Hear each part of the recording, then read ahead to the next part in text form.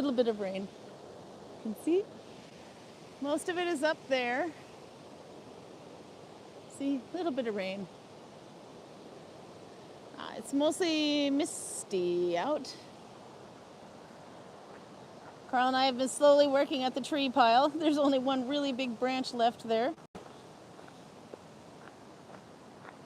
But still plenty more branches down there from the tree that fell about a month ago. Anyway, so we'll be outside for a little bit. As you can see, it's raining a little bit. But we're starting to get little baby leaves on the trees. So spring is pretty much here now. You can see down there, it looks like misty. So this is how we know when rain is coming. When those mountains in the distance start to disappear, that means we have a limited amount of time to get our asses indoors. Tour bus season, by the way, there's another one. Norway in a nutshell. So, if you take the Norway in a nutshell, you'll pass right by. That actually does stop in Gudvangen. So let's see how much the water has changed today. We'll go look at the river. But look at the little leaves on the trees. The birch leaves are starting to come. Good morning. I see people. Let's see. Yeah, Albert brought up some interesting news in chat. I'll get Karl to comment on that.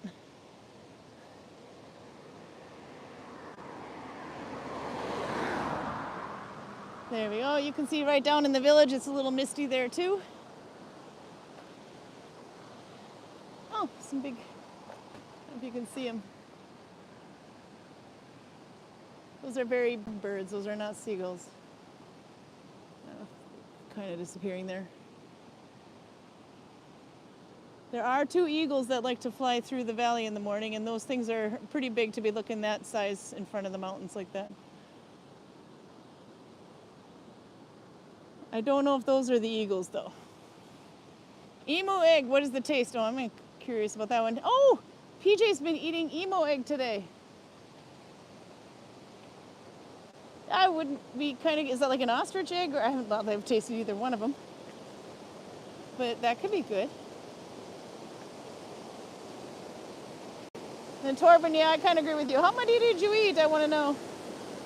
So there's been a little bit of rain today. The river's kicking up a little bit more.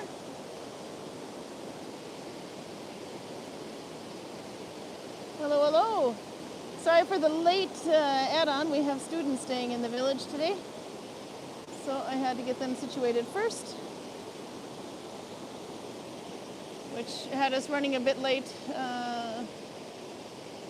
getting everything else sorted, the link and everything.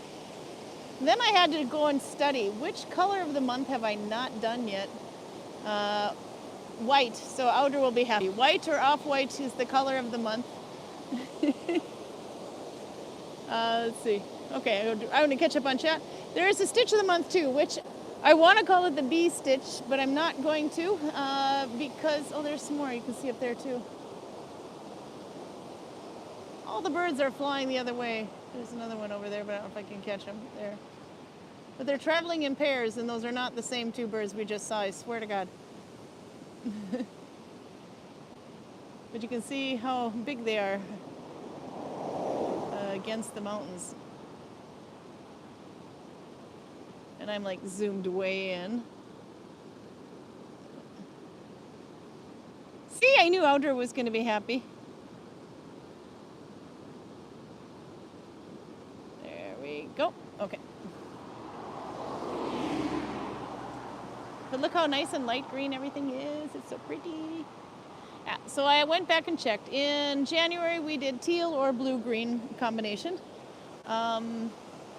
In February, we did purple, I believe.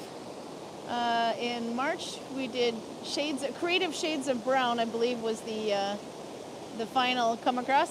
So in May, it's going to be white. So white or off-white. So Torben, Albert, you other people, you know who you are. I need a creative Warhammer shade of Warhammer name for white. See what you can do. Not titanium white or bone white. That's too easy. Then we'll go inside. It's going to be a little bit needle binding heavy for a while because I've had an eventful needle binding week. And then, of course, I have to make up some time while Karl's on the toilet. And then we'll be good to go. But I had to show you what it looked like outside. Be afraid, be very afraid. No, I saw that somebody had posted the St. Simeon's hat again from 1050-ish. I think found in Trier. But as Andecker writes, similar stitches have been found in the Egypt area, so they're trying to find maybe more information about that one. But everybody always asks how to do that, and the Trier stitch is a bunch of unders and overs. But anyway, F4. And so I made a video because I thought I had it figured out for Pascal, and then I realized the F4 interpretation I'm doing is an F4 interpretation, but it's not the correct one for this stitch. There's another way to do F4. And Anne came to the rescue and showed me the correct way to do it, and now I'm getting the right look because the F4 that I was doing was not causing the correct stitch appearance for the St. Simeon's hat. So now we've got it all solved. The mystery is solved. So we'll have a look at that, but Trier is not the stitch of the month. Ha ha ha ha ha. Trier was just something I was playing with.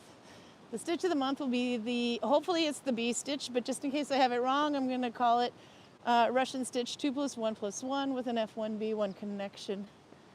Plated edge, I think, and an F1B1 connection. So this will be interesting to see if we get any B's out of it. Torben will know, he's our B expert. But yeah, this is a stitch that Justin posted on Facebook a while back, and it looked really interesting, so I played with it too. I think I got it, but I'm not 100% sure. But we shall see. Praxity white, white scar, tonsil stone white might be good. Moist sock white. Oh my God, I can see why Nolvia is scared. Art to Warhammer color names. Okay. Is that all the takers we have? We can have Karl choose his favorite.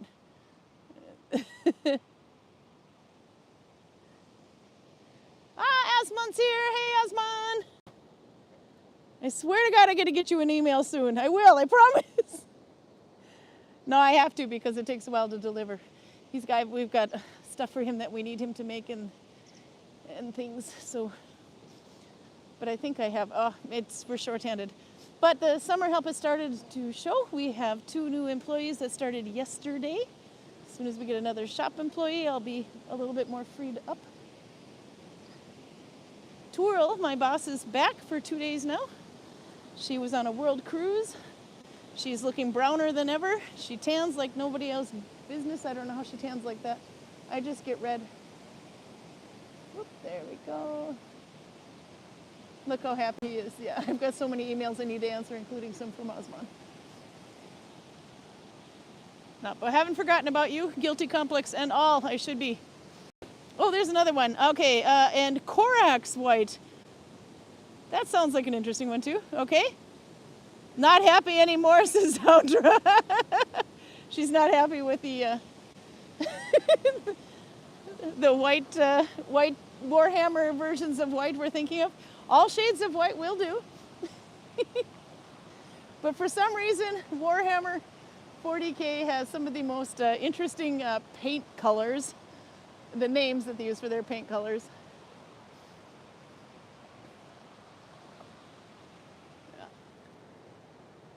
There we go.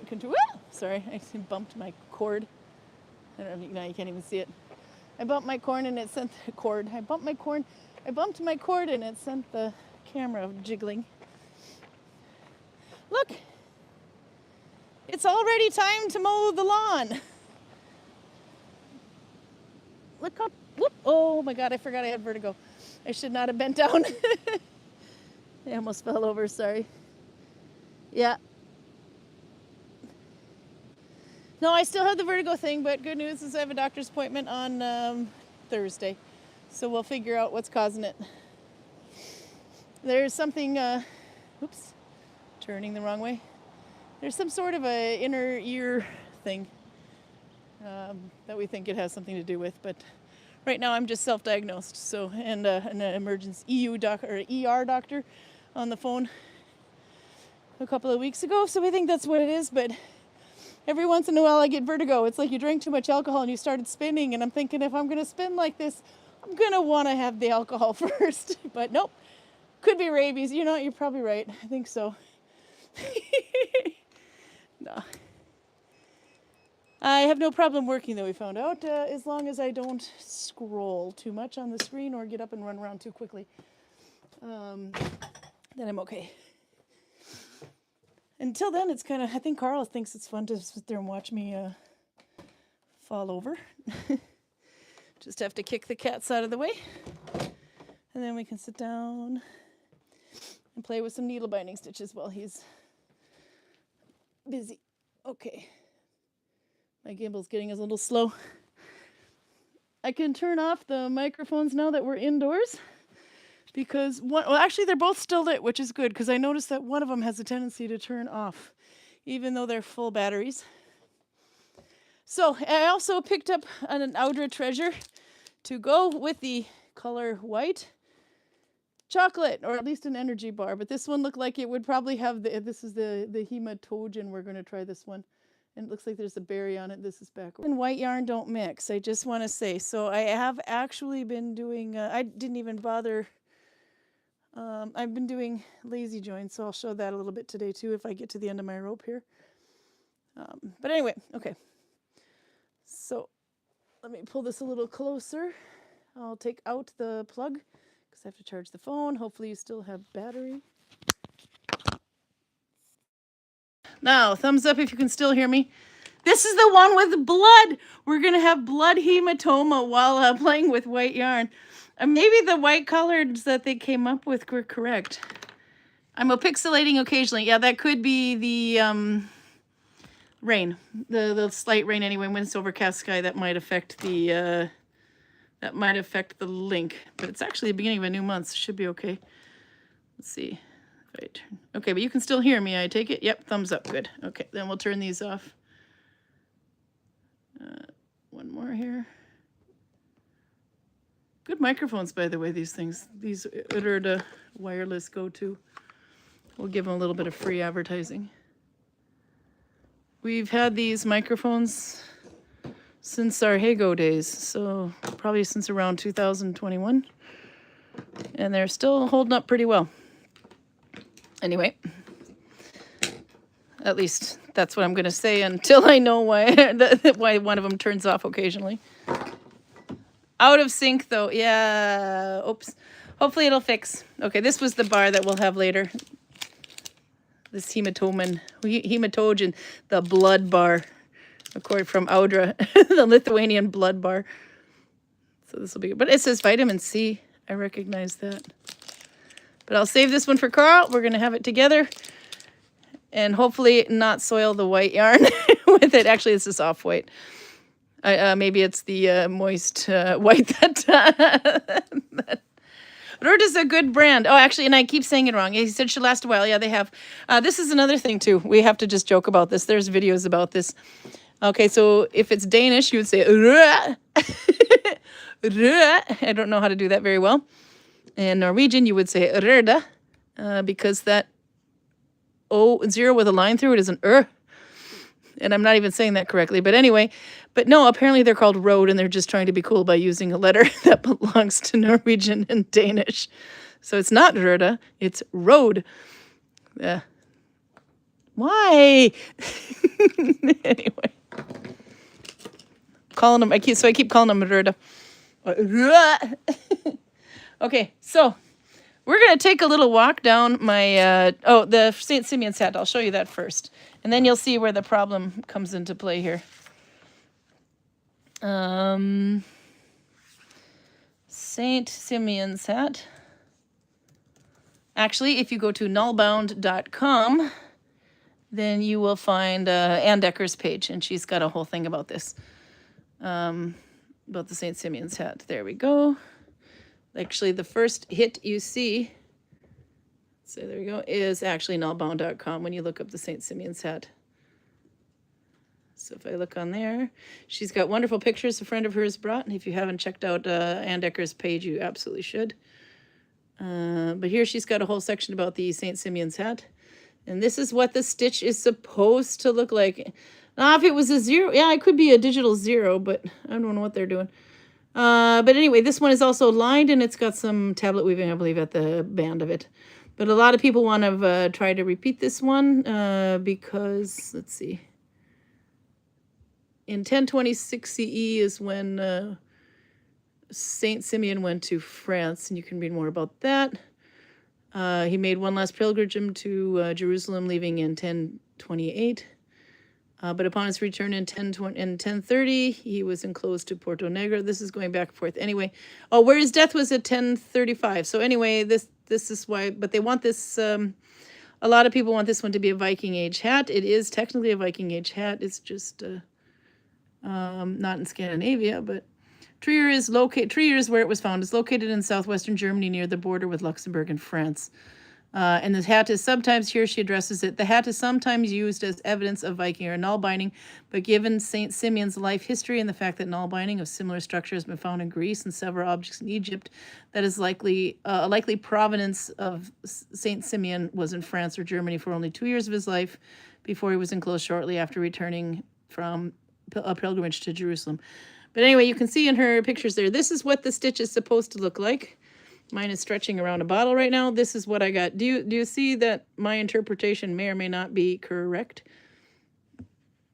It's kind of like fin fem file, as they say in Norwegian. Find 5 things that are wrong with this. But this is, okay, so I made a little video called the Trier Stitch, mostly for Pascal, who was asking, and it was such a long video. But at least there's a cat pushing on my, let's see if this is going to straighten out. There we go. There was a cat pushing on the camera. Okay. Anyway, so I made a stitch for him. This was just to kind of block it into place. So I made a pouch. And I did this nice little video as to how I think it should, how I read it. It is, I believe, well, I'll look it up in a second. I have to go to Nalbinding page. If you haven't been there, it's like the Nalbinding Bible.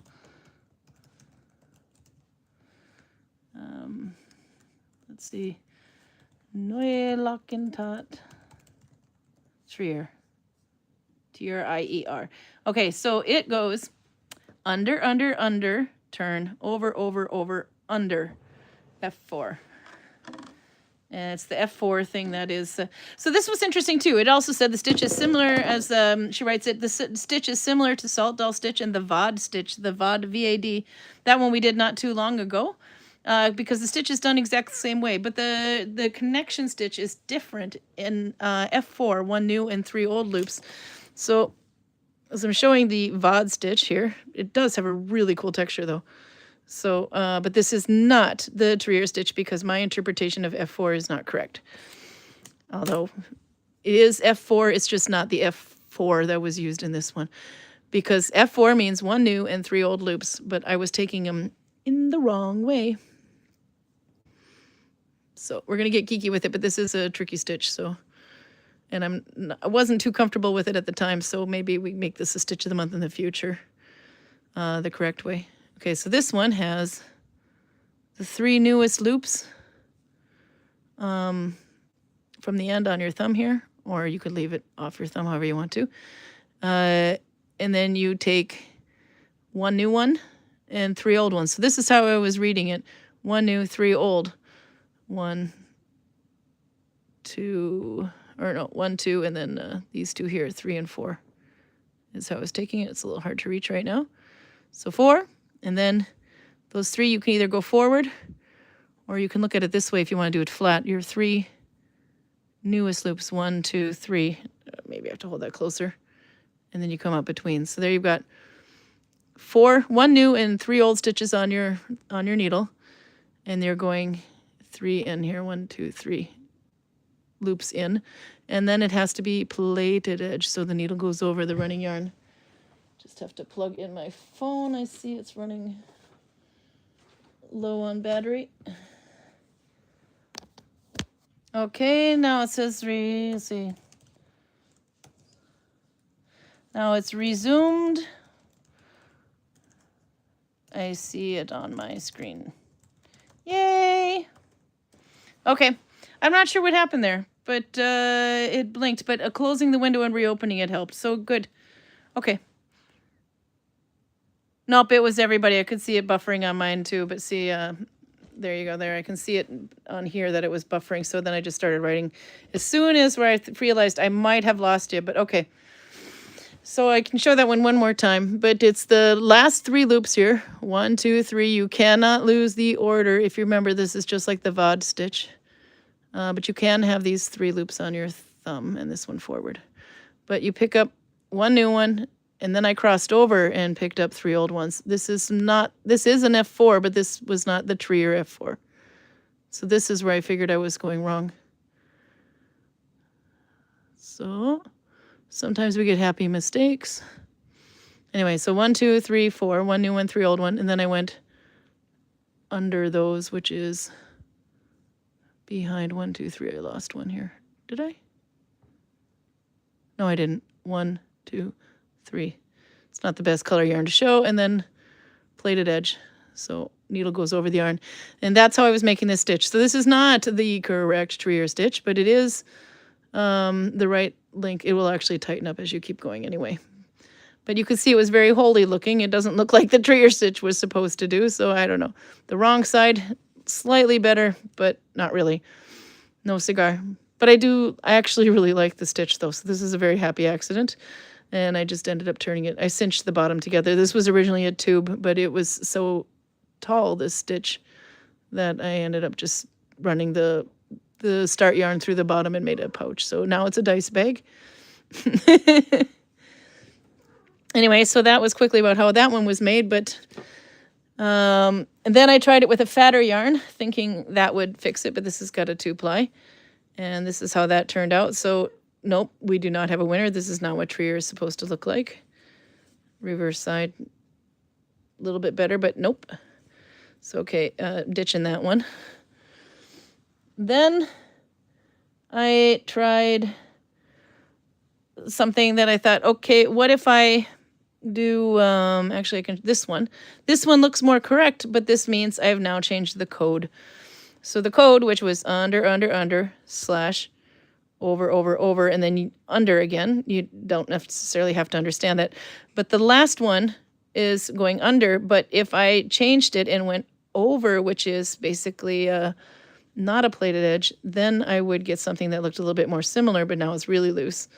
But this is like a York. And the way I did this, I ended up getting pretty fed up and doing a round start with 1, 2.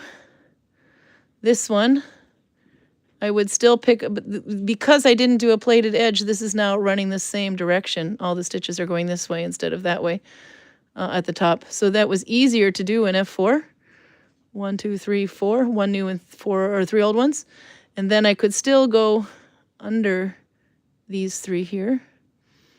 Or behind, I should say. Or leave it on my thumb and go that way, whichever's easier. And then instead of going over the leader yarn, I left it that way. So, but that changes the code. Now the code doesn't quite match, but it does give me more of a correct look. But it's still not quite. And then the code, like I said, doesn't match. So it's kind of goofy. So it's basically a York, a variant, this would be. But it looks much more closer. Just, it's not the same. If you know, you know. But that's what those were. So then Laura had posted that when you're doing a plaited edge, actually wasn't your old one. If you're going to do, it would be under the X, because Karl's going to love this one. Because when you're doing a plaited edge, you can see your stitches lean this way at the top. They go this way. Whereas if you don't do a plaited edge, it goes that way. So you can see that's the biggest difference. So then if you're going to do F2 or more, you would have to take the new one under the X, which is presented when you have a plaited one. So I did that, and then I was like, how do you pick up the other two though? So I did that, and then where my old loop is here, it's actually 2 threads crossed. So I picked up that and then did that, and I still have like an F4, but it's not correct.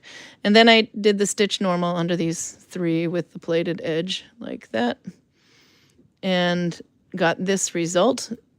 Closer, but not quite. So I'm not, but she was on the right track with under the X there. But you can see the little diamonds are still a bit more prevalent on this. So this is not the same either. This is the right side. This is the wrong side. Again, kind of a cool stitch. Not my favorite. I think that one was better though. This one actually really like. Okay. So, but then comes in Ann Decker and she figures it out. It is, yeah, the hat does kind of look like a basket weave. Yeah. On that one, the Trier one. So Ann Decker comes and chimes in, and she's got it. She's like, no, you have to go under, you do go under the X, but you're going under, deeper under the X. Does this sound so innuendo? Karl's missing out. So here would be where it crosses over. This loop I've been in, this is under the X, like Laura was showing. But to go deeper, you have to go under, let's see if I can see it, where it crosses here. So you're like almost splitting your stitch in half. But there's a cross there, and then there's a cross there. But that is how I'm supposed to do it. So it's a little hard to see on this. I should almost have in white yarn, but okay, this is one cross here, but you're actually going under 2 X's. You're going under this X and that X. And that's your connection for this F4. It's like almost stabbing the thing in half, kind of coming in. If you're using a nice dark leg yarn like this, you won't see if you did your split exactly, because this is so densely put together that if I had gone here, it would have not shown the difference between there and there. But you would notice the difference in the growth. This is so bad. Just so many innuendos. But anyway, because you would be increasing unintentionally or decreasing unintentionally. But then, so you go through that one, to pretend this is connected. Then you go behind 1, 2, the last 3 loops. Don't lose your order here. 1, 2, 3. And then you do your plaited edge by going over. And let's see, there we go. That would be how the stitch was made. So this is Simeon. This is a Trier one, the St. Simeon's. Kurgout, yeah, we thought she was going to be nicer today. Karl is making noise. She's probably looking for Karl, who's upstairs. But anyway, so we got to the Trier stitch in the end, and I do like it. It's much easier to connect that way than it was whatever the hell I was doing with this one. This is less fiddly than this was, but I do have to say I like both. This one is way too loose. So it's the same thickness. They're all tensioned to my thumb. But so not changing if I change the code, it's too loose. If I keep the code, but we do that kind of where it's piercing right through, that one was better. Then I got a much better appearance. But I like my first mistake. So now, what exactly is F4? Because in my opinion, this is an F4, but this is also an F4.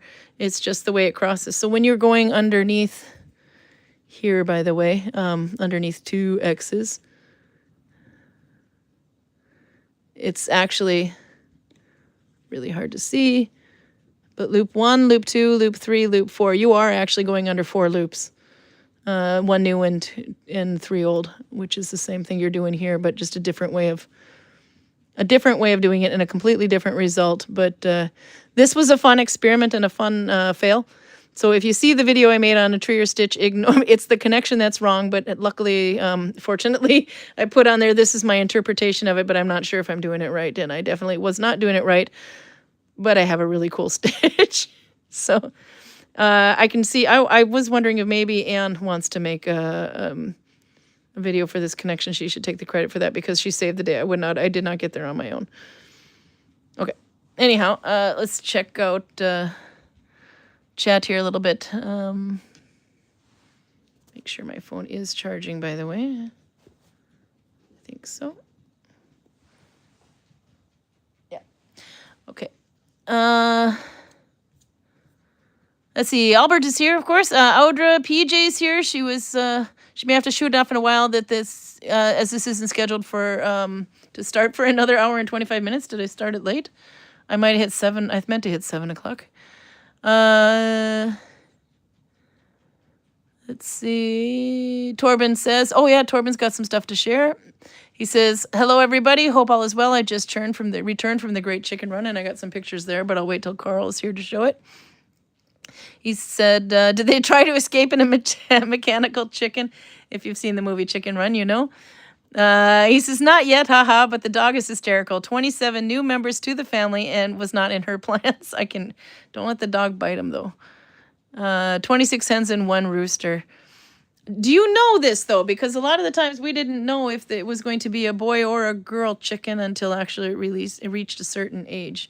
Then we could see it, like we get the comb on its head, for example.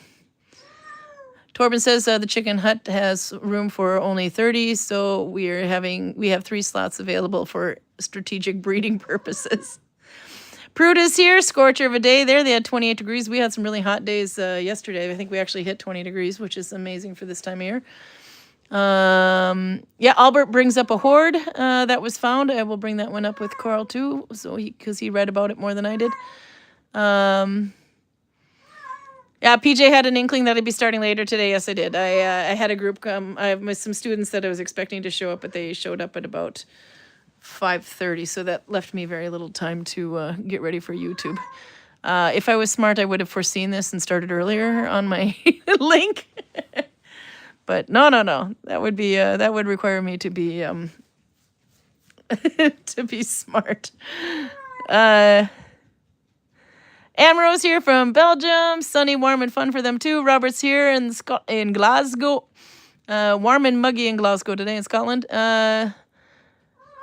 PJ said, the taste of emu eggs was surprisingly mild and creamy. I scrambled it and used about 1/3 in a chocolate fudge cake. That's a big egg. I have to try that. Okay, then we have where I lost connection, etc. Pale Karl flesh. That's a good name for a white.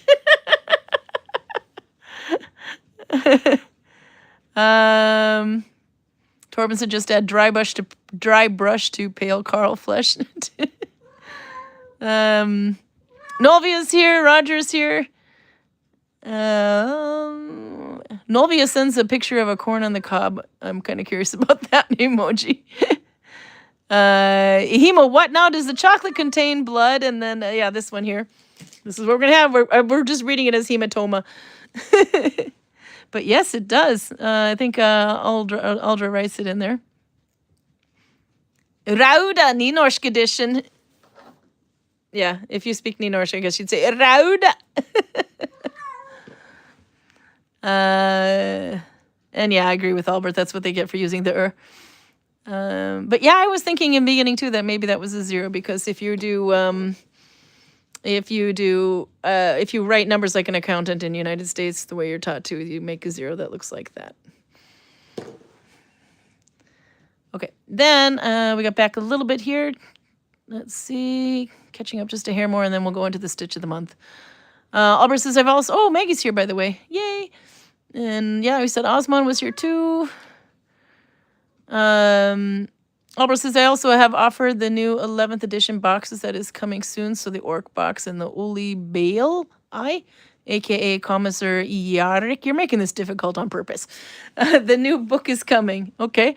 That one Karl might know about more. Audra says, I'm almost done with a new pair of long stockings for the thighs of a true goddess. Oh my God. Have you seen? If you haven't seen, it was a couple of months back, I think closer in January. I think maybe it was in January actually, that we showed some thigh-high Audra Nalbinding socks. Only for the sexy Vikings.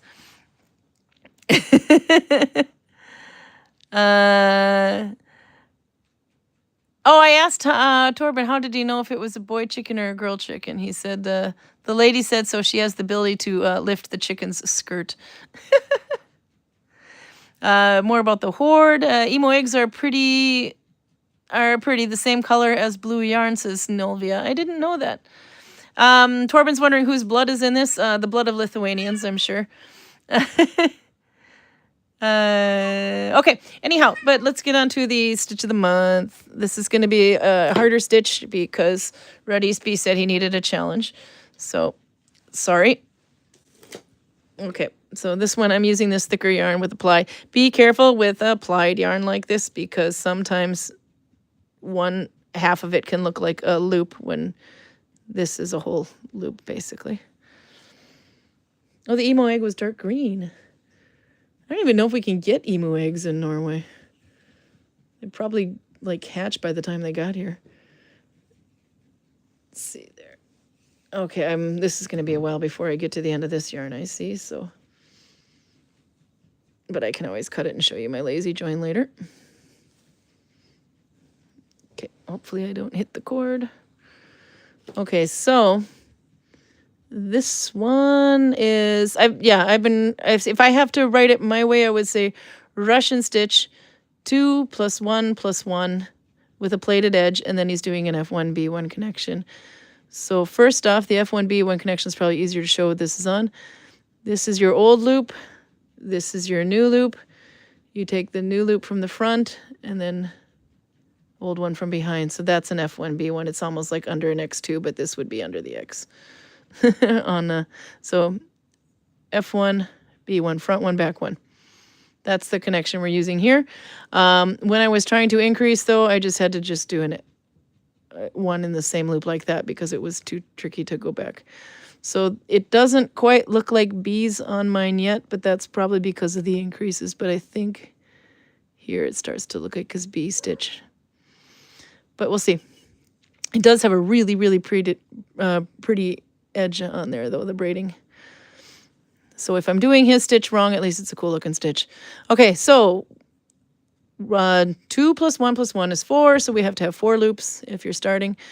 I actually just made a chain and ran the loop through to make a round start. So 1, 2, because the 2 part of 2 + 1 + 1, that means the 2 are on the thumb. And then you have 1 loop from behind and 1 more loop from behind. The 1 + 1 means you're swapping them around. So like that, but I'll show you that again. Okay, so first F1B1. So front one, back one. Oops, sorry. Front one, back one. And then you can lift up 1 loop behind your thumb. You can put it on your finger if you want. Let's see if I can do this way. You can do it like that. And then you pick up this one from behind, the 4th one. Then you go back and scoop up that one off your thumb, and then you go forward. But for me, it's easier to flip them around behind. But that's just to give you an idea what's going on. So pick up the back one, go back, pick up the front one, and then you go under the 2 on your thumb, but it's a plated edge, which means your needle's going over the working yarn, and then pull through. And that's how I'm making this stitch. I don't know if it's exactly the way Justin was doing his, so if it is, yay, B stitch. If not, it's Russian 2 + 1 + 1. Plated edge, front one, back one connection. That's a lot of symbols. I would take the old one off.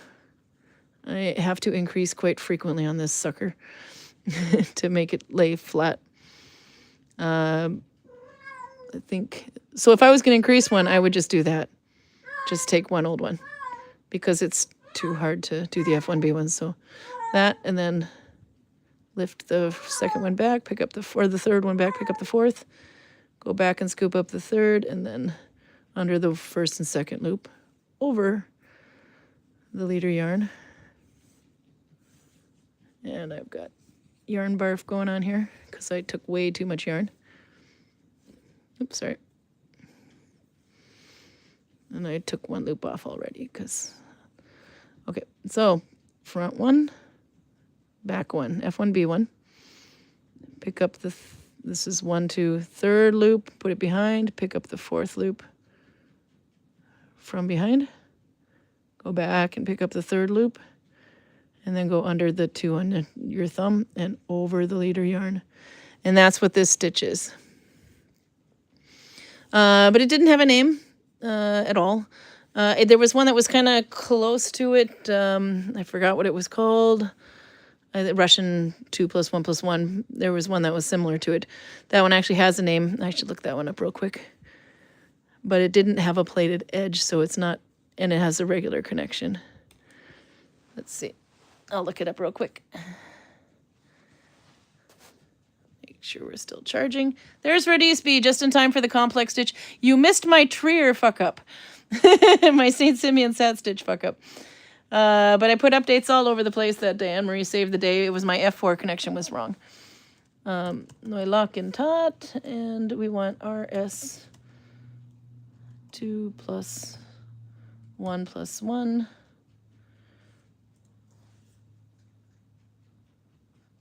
Then she will have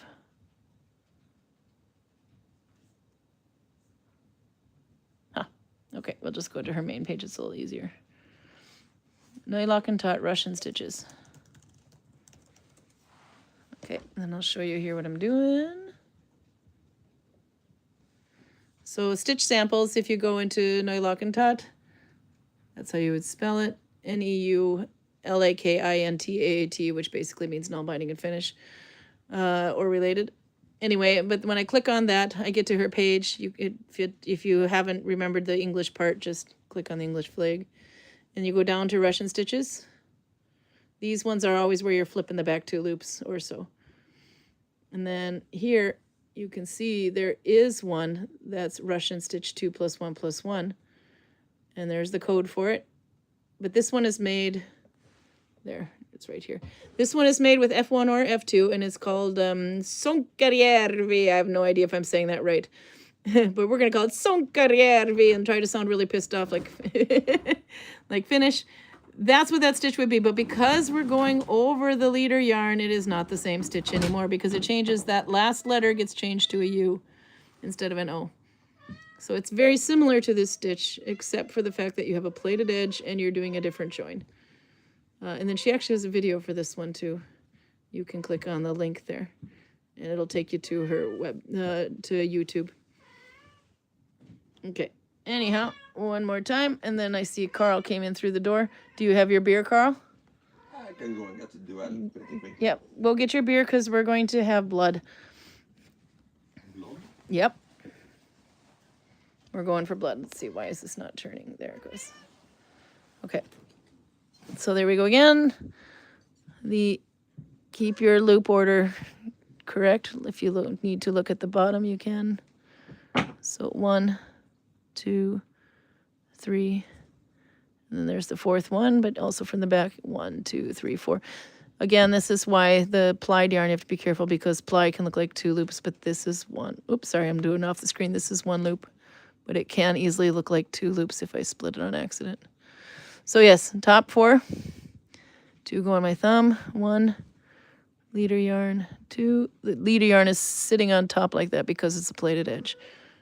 Okay, so 1, 2, and then 3, and there's the 4th. Okay, then F1, B1, pick up this third loop, 1, 2, 3, put it back, pick up the 4th loop from behind, go back, oops, don't split it, because that's what I'm trying to not to do, there we go. Then go back and pick up the 3rd loop again, and then go under the 1st and the 2nd and over the leader yarn. That's the stitch. You can see if you can find a better way to increase than I'm doing here. It will affect the look of the stitch a little bit. Let's see, take off the old one. So when I'm increasing, I'm literally just doing 1 more there. I can't do an F1, B1 increase. Karl, you missed the whole bit where I was going under 2 X's by piercing him through the middle. I think I do need some time to explain how Kulgorod is a part of Dalarna. That's in Svalbard, and you have to go under 2 X's to get there. Yep. I had to do that. Yeah, so there you go. Pick up the 4th loop from behind, go back and scoop up the 3rd loop, go under the 1st and 2nd, and over the leader yarn. You would increase the same way you do, says Rodisby. Okay, good, because that's it's just the easiest way I can think to do it. Now, how would I decrease if I wanted to? If I wanted to make this smaller, I would, let's see, that's a good question, actually. I think I would just skip ahead, it would be like a little hole there, but I think I would do a F1, maybe you could do F1, B2, ha! So F1, but I would jump ahead because I'm trying to decrease, make it smaller, so I would pick that one up. and then go behind this one and behind that one. I think that's how I can look at it a little bit closer. I think I would skip the next loop, go through the front of the one ahead, go through the back of the next loop, and then the back through the old loop. I think that's how I would decrease. But yeah, because my increase isn't exactly following, I don't know. I look like I kind of got his little bees here. I kind of can see a wing and a body and a wing, but we're going to have to ask Torben. Torben is a beekeeper, so he'll know if you can see bees in this. Do you see bees?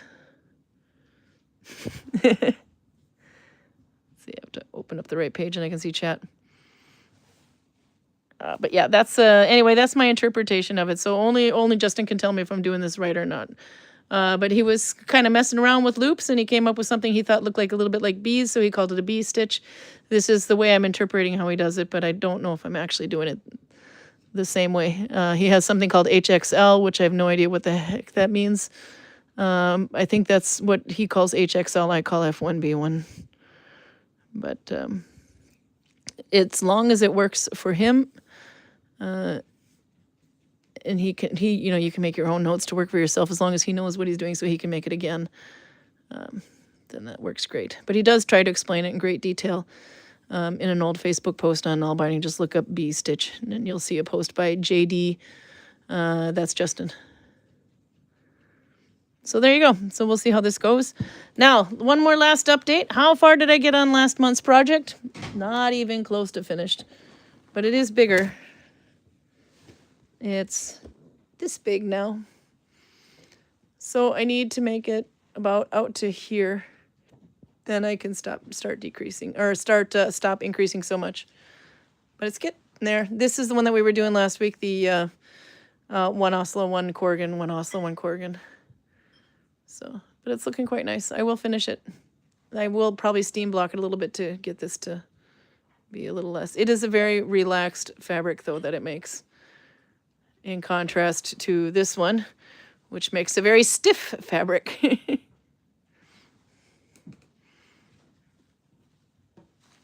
There we go. I'm running a little low on battery, so you have to make sure to keep it plugged in. I tried to plug in the white one, and then all of a sudden the white cord, and then all of a sudden YouTube decided it didn't like me anymore, and it just paused. It was still running, but I had to go and resume it to try to get it back, so I think we need to stick with the Apple cord when you sit down, Karl. He has a tendency to rip out my cords. Are you feeling worthy? I'm presentable. Okay, come and sit down here. Come around this way and I'll get up because I don't want you to mess with the cord because I'm only at 20% and this is a questionable cord. It doesn't always charge well. And then, did you read about the hoard? Albert was talking about the hoard, so I'm going to use you to explain more about that. Yeah, it's a light Viking Age silver hoard. Was it found in Mo i Rana? Slide more over. No. Where was it found? I thought he said it was found in Rana, but no, Carla, no. That is possible. I will look it up. Let's see. We're keyboard archaeologists over here. We can look up stuff. New Viking hoard. Age hoard found. Norway. Here we go. Well, this is what AI thinks I'm talking about. Nearly 3,000 silver coins have been uncovered in a field near Rena, not Rana, but Rena. Yep. Believed to be the largest Viking Age coin hoard ever found in the country. Archaeologists working with the local detectorists are now exploring the site, hoping to uncover more about the past. Sorry, this isn't AI. This is Facebook telling me about it. But if we go to Kulturhistorisk Museum, deny all cookies, because, okay. I just took his glass away from him. No problem. I just took it back. Look at the coins. So this is at khm.uio.no. But there you can find about it there. Near Rena and Erstedal, and a little bit north of Albert, from what I understand. A total of 2,970 silver coins have been discovered so far, with the search still ongoing. The largest coin hoard in Norwegian history consists mainly of English or Anglo-Saxon and German coins, in addition to some Danish and Norwegian ones. Among them are coins minted under Knut with a C, the Great, Ethelred II, and Otto III, and Harald Hårdrada, can be used freely by the press with credit. It is now clear that this is a coin hoard without parallel in Norwegian context. Archaeologists from Inlandet County Authority and detectorists are working together to investigate and find location in a field near Arena. It is close dialogue with the Museum of Cultural History and Directorate in the Heritage. Here you can see some more filigree examples as well. Should we show an overview of the images? You can see different versions here. Actually, I can go in and zoom. Let's see. There's one. You can see the cross there. One thing that I thought was kind of interesting about the cross, is it a religious thing or is it just a way to divide up your coin? Because you could use it as a cutting. Thing at this point in history. Yeah. A lot of them you'll find these little nicks on the side, but that was a way of testing if it was silver or not. But yeah, later, at one point anyway, they would use this as a dividing marker when you're only going to pay for part of it. Or you don't need to pay for a full coin, or just a quarter of a coin in value. There's another one. Looks like a man with a hat. Maybe it's Saint Simeon. Here's one with a helmet. I have no idea what that one's supposed to be. And some more. These looks like almost like a Roman guy. And there's in the field. They don't usually show too many pictures because they don't want to give away the exact location while they're still going through it. Rune Setra, one of the two detectorists who found the hoard, checks a signal at the find spot. Images can be used freely. These are historic discovery. This is a historic discovery. The fact that it is also from the Viking Age makes it even more spectacular. It would not have been possible without the excellent work of Inlandet County Authority, and especially the private metal detectorists. This is a discovery that all of Norway deserves to experience, says the Minister of Climate and Environmental, Andreas Bjelland Eriksson, in a press release from Inlandet County Authority. The find proves a rare insight into economy and connections in Norway during a period marked by major political changes. Do you want to go into more on this, or I can read more? But Karl, you're really good at summarizing this stuff. Well, what I read in the original article was that the oldest coins were from 1040. That doesn't really compute with the idea that you have Harald Harada's coins in there too, because he doesn't become king of Norway until 1045. But he is sharing the throne with Magnus the Good for a while before that. And in that period, he might have been making his own coins, because that's the only way to explain it. The last time a larger Viking Age coin hoard was found in Norway was in 1950s. This is a huge thing, actually. I got quite a few people linked this to me. They found 19 silver coins on. It all started when two detectorists, Rune Setra and Vegard Sørlie, found 19 coins on Friday, the 10th of April. Suspecting that they had located a hoard, they stopped searching and notified the archaeologists at Inland County Authority. Top 5 Viking Age coin hoards from Norway. Number 1, Murstad Åmot, found in 2026, more than 2,900 coins, deposited around 1047. That's the one we're talking about now, yeah? Yeah. Number 2 was Årstad Egersund, found in 1836 to 1843, after about 1029, 1,849 coins. Wow. Number 3 was Dronningsgate in Trondheim. They found in 1950. After about 1035, about 964 coins. Number 4 was Foldoy Jelsa in Rogaland, found 1907. After about 1051, 776 coins. And number 5 was, Slethei. Is that how you say that? I want to say Slethei, but it's Slethei. We're in Norway now. In Sula, Rogaland, found in 1866. After about 1018, 578 coins. But yeah, tell them what exactly this means for the Viking age community, the find and everything. Sorry, get What your the hell back. are you on about?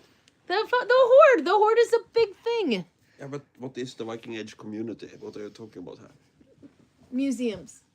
People that Museums archaeology, like whatever. What does it mean for the world that we found museums this like thing? artifacts, and this is a fuckload of artifacts. So He's of so course I boring. like He's it. not entertaining me. Um, I'm drinking wine. I have Audra's wine. And my tiny little wine glass. Okay. No, but what does this mean for archaeology then? Well, it entirely depends. It's kind of an interesting mystery, because if the burial time is within the reign of Harald Harada, then it doesn't really make sense that he would be burying it, or anybody on his team, so to speak, because their money would be pretty safe in their hands. Yep. But opposing people might have a good reason to bury things, run away to Russia for a few years, and come back after 1066. Okay, stupid newbie question, but it needs to be asked for those who don't know. Why are there so many hordes?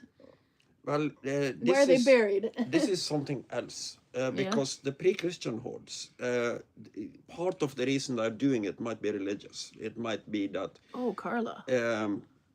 in Englinga Saga, Snorre talks about Odin telling people that they will go to Valhalla with what they are buried with and what they have themselves are buried with their own hands.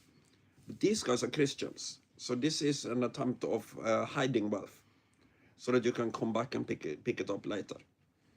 You see this a lot with sieges and when you have serious trouble going on. So, for instance, a lot of people hid a lot of money during Spartacus's rebellion on the Italian peninsula, because you don't know if your villa will be there when you come home. It might be burned to the ground and plundered by slaves. So you take all of your money, put it in usually a ceramic jar, and bury it. And sometimes they get murdered by slaves, or they get a plague or whatever, and they don't get the chance to dig it back up again. And that's then the gift to archaeology.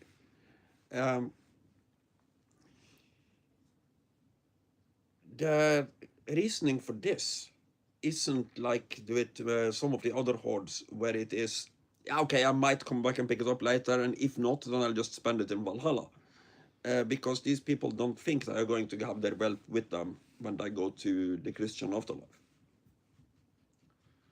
So it's like a Viking bank account with no interest.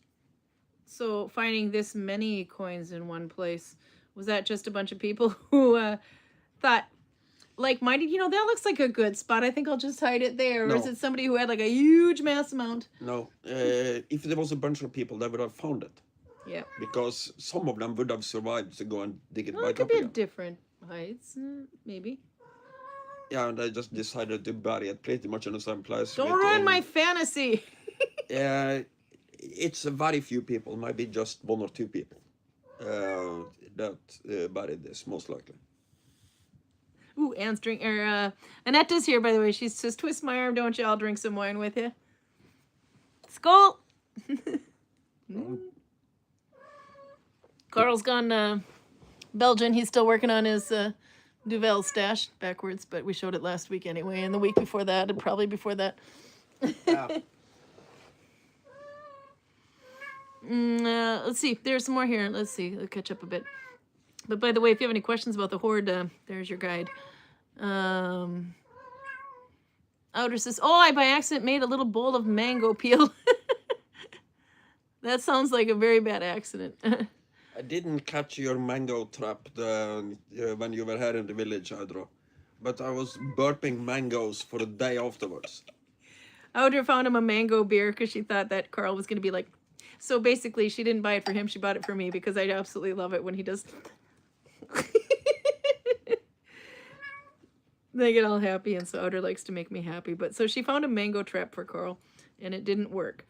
If you were watching, that was the week we were sending from in the village in one of the houses, the pit house, and Karl actually liked the mango trap. I wouldn't go that far. No?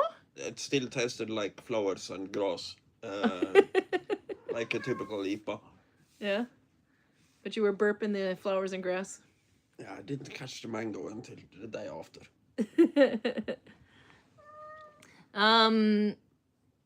Verdiesby said this stitch looks like it would be nice for socks. I prefer the thin stitches. Yeah, I think this would be good for socks. It's not very thick, considering my yarn is much thicker than the blue one I was using there. But it is very dense. You cannot see through it. Not at all.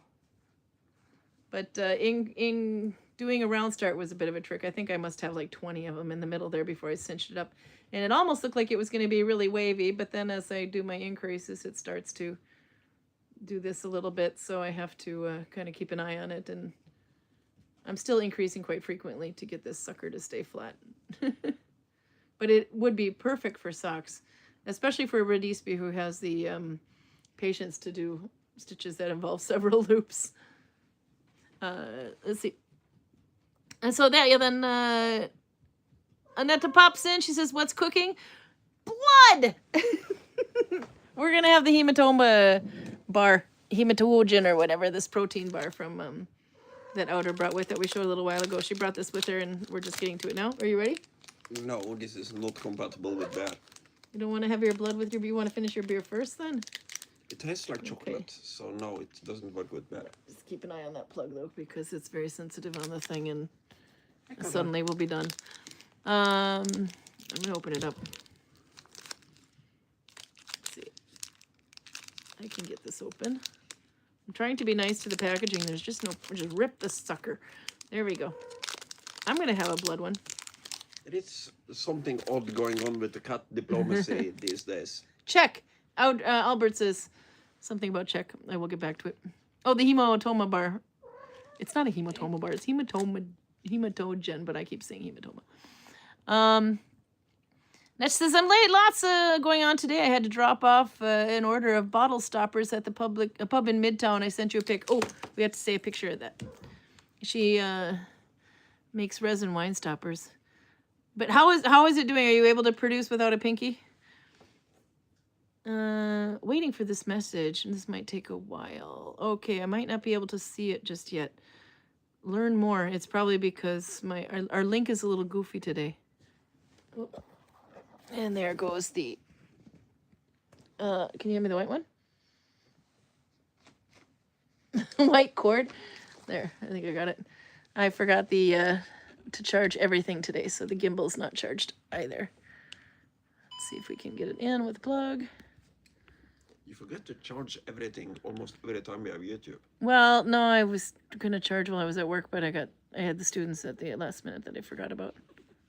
Let's see. Let's correct this a minute. Turning. There we go. And then, okay. As long as she doesn't pull out any cords, we're good. Okay, and also I couldn't show the picture just yet, but it's thinking about it, but I will be able to show it next week probably. Don't cut, please.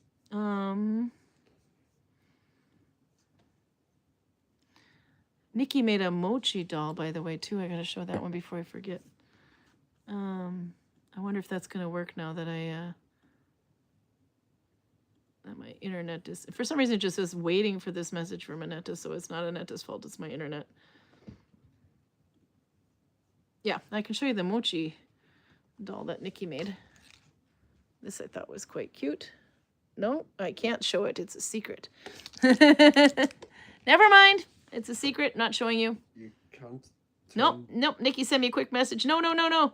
Okay, so then we wait. Because it might be a surprise, and I don't want to ruin a surprise. So we're not going to show it. It'll be a secret. You're just going to have to wonder. If you don't know what mochi is, you have to look it up. Okay.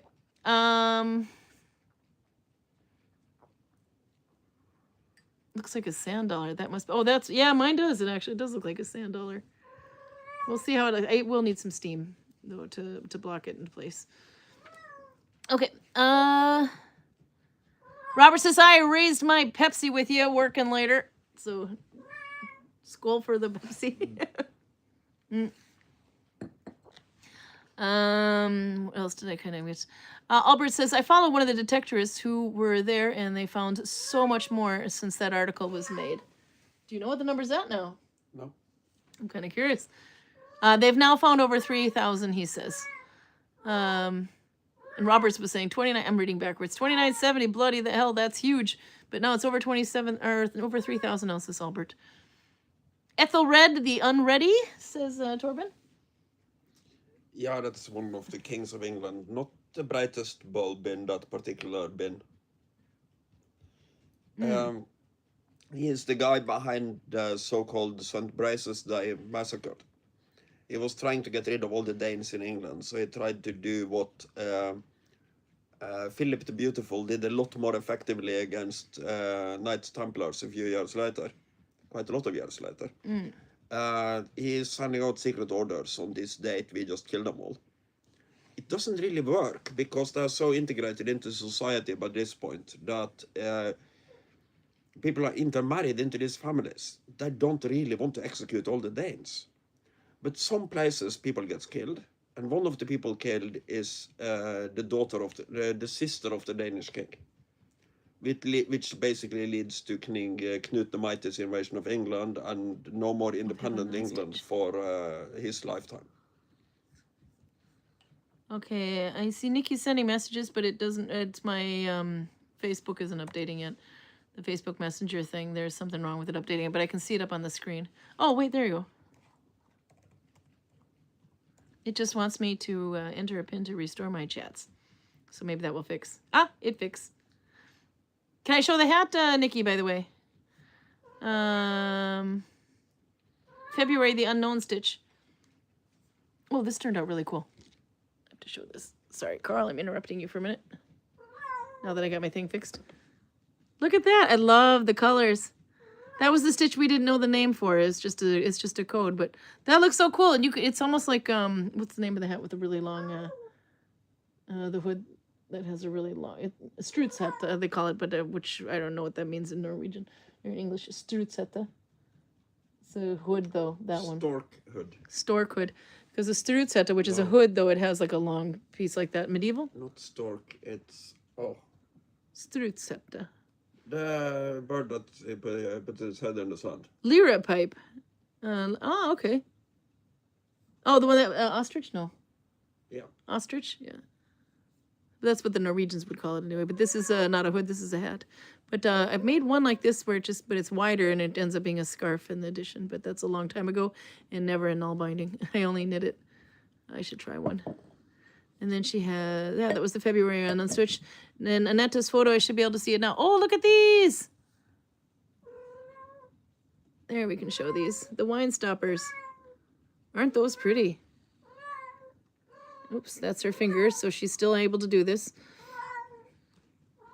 Oop, 10% battery. We might have a YouTube issue. Did you unplug me? No. Okay, but you're pulling on the cord. Thanks. When you grab the cat, you're pulling the cord. I still don't think he knows he's doing it. And there's the other picture of it. These are really cool.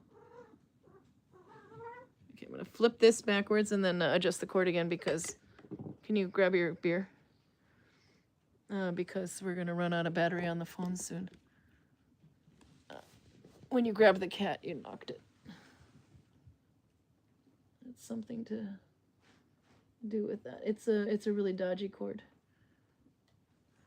But let's see, hopefully it will work. Otherwise, if we cut out, then it's probably just time to cut out. But anytime you touch that black cord, it's gonna go into an issue. Okay, I saw there was a new name too, by the way. Donna Smice is very cool. That's a new one. Welcome. What else was I missing in here? There's a couple others. Oh yeah, Radisby says, sometimes I increase by not joining the stitch at all, especially when I need to increase by a lot, because the loop that you join in will get too cramped, like if I need to do 3 or more in one.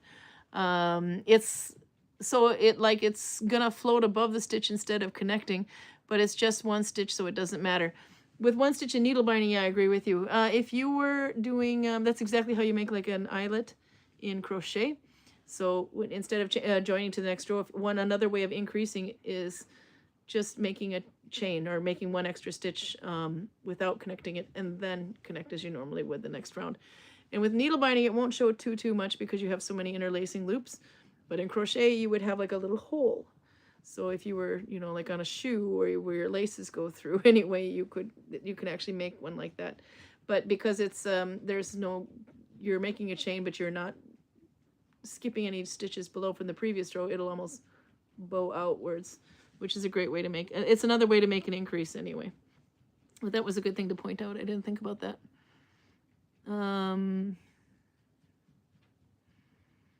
Annette says, I'm close to making bottle stoppers again. I took an order to a pub in Midtown yesterday. Yay! The pinky's getting better. You have to, pinky's out, people. Pinky's out. Pinkies play a very important role. It balances the glass. Yeah, it's good to have your syphilis in equilibrium. What? You know where this comes from, right? Nope, tell me. I think it is the second stage of syphilis. You get stiff bones. And when syphilis became a thing, it was particularly prevalent among the upper classes. So some of them just couldn't bend their pinky. And when the noblemen are drinking like this, ordinary people start drinking like this. So they are basically pretending to have syphilis. That's right. Oops, I keep forgetting to do the plated edge. I have some news of cat diplomacy. Yeah. This guy and Karl, there is a lot more fighting, but there is also a lot more peaceful coexistence. So I think he is trying to go from being the low man of the totem pole to take the second position. And Karl is not having it. But they're also spending more time together. So they are getting along better than they used to. Oh, yeah. Yesterday, when we went to bed, well, when I went to bed a few hours after her. Mm. The cats are literally fighting on her head. Oh, they were. For one, I was like, how in the hell late are you up? Because I'm like, the light is still on in the room. And then, so I yelled at him, and he's like, oh, it's only like 2:10 a.m. And then he goes out to do his cigarette thing, and then by the time he comes back, the cat's literally, I mean, luckily I had the cover over my head, but maybe they didn't, because, you know, light, but maybe that was what kind of confused the cats, because this one and this one start having a fight right on top of my head. Mm. And then you come in and I let you have it. Yeah. And when I woke up in the morning, I have both Karl and Fuzzy here sleeping on top of my chest. That's not super unusual. They occasionally do that. But I almost always sleep like this. So facing in opposite directions with basically their backs bookends touching. But now they were sleeping like this. So they're basically lying nose to nose, Swans. Staring into each other's eyes and going to sleep. Which is, for a cat to do that, it really has to trust the other cat not to take advantage of the situation. So they seem to be getting along better than normal. Mm. And fighting more than normal, which is a very odd combination. Oh, wow. When Nikki sat, by the way, she says, made it for a Viking friend, but it's 8-ply and it takes ages. Oh my God, 8-ply would take ages. Yeah, PJ was saying something to Albert says, it makes so much sense now that you're a writer now. And PJ says, laugh out loud, Albert, I'm also an archaeologist. This is true. I didn't think of that. And it says I can do a half-ass pour, so I'll probably wait another week or two before I get down and dirty with the resin. Mm. Am I making you nervous? I'll just tell you, I wasn't the only one that didn't know that, but I do remember you told me before. I just forgot. Okay, but you need to drink some blood now, or eat some blood. Time to bring on your vampire hematoma bar. Drunken my duel ridiculously fast just to eat your blood, woman. Look at the hematoma in that thing. Okay. But is there actual blood in this? It tastes like chocolate. She said, like a blood. Yeah, because the one we had in the house that she had was different flavor. But yeah, you can see there is this hematoma bar. It's good though. Mm. But this one has like berries on it. Hard to see it, but there's a picture of a berry up there. Cherry blood. I taste berries and I taste something like caramel. Mm-hmm. It's a little caramely. What do you think, Audra? We like your blood. It's really good, though. It is very filling. I remember from this one last time. Because we tried one of these, different flavor. And then Audra had this huge spread of food. And I'm thinking, this is really filling. The huge spread of food. I'm like, oh my God. Will I get it down? I'm a big girl, of course I will, but still. This was really filling. But it'd be like You're also a picky eater compared to me. Oh yeah. Extremely picky compared to you. Oh, this was good. Hi, Carla. I need to. I was made a couple of reels this week because I just discovered that Facebook is letting me turn my memories into a reel. So I did one with $1 and a stitch, which was kind of fun. Just with some wrist warmers that I made for my boss for her 60th birthday, and that's been a couple of years now. And then Karl says I also need to make a reel of the cats jumping from the top down and landing in and scaring the crap out of you because it happens twice on YouTube. And maybe captioning it, Karl just doesn't learn his lesson. Something like that. It'll be good. Oh, she's so snuggly now. Look, Kergot. This little one, she would never make too much noise. Yeah, and this one is completely relaxed, even though she has the high ground on him. Yeah, just in case he Alex keeps an eye on her, but he is not freaking out. You gotta hold him up higher, because Alex will probably pop in later to see her cat, so you gotta pick it up. There's your cat, Alex. Yes, cat waterfalls. Okay, now he freaked out a little bit. Oh, now she wants to go and check on him. Nope, she's taking the spot. The lap is now available, and it's nice and warm. Annette says I sleep with a pillow over my face because the pups like to play with a touch lamp next to the bed in the middle of the night. Oh my God, that would drive me nuts. It's just basically this. I can fall asleep with the light on, but if it's on too long, then when I start waking up, it's. But I do have light sensitivity, though. Yeah. No, as soon as I go to bed, first he wants to join me. And he wants to sleep on the Karin side of the bed, facing me. And then she gets I'm allergic to the fur. Then she gets his tail in her face. So I always try to keep wrestling him over to this side.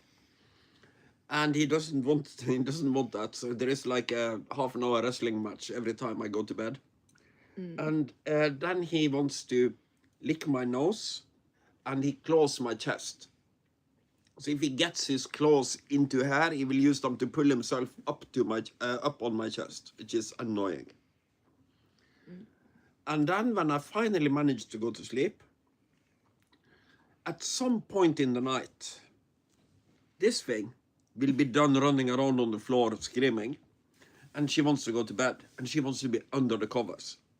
And the way she goes about it is to put her nose under the covers. Oh, I'll just send a picture. And then she takes her claws in under the covers, hooks into my side, and just pulls herself in. Which is a very unpleasant way to wake up. Yeah. Okay, so, Audra, that's good that you reminded me about that. I forgot about that.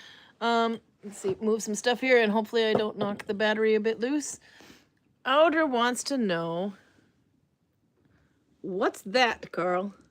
Oops, sorry, zip it up a bit. What the hell am I looking at? What is that? I know what this kind of looks like to me, but it looks like it's silver, by the way, and stamped. Show the stitch again, please. Yes, I will, Nikki, that was cute.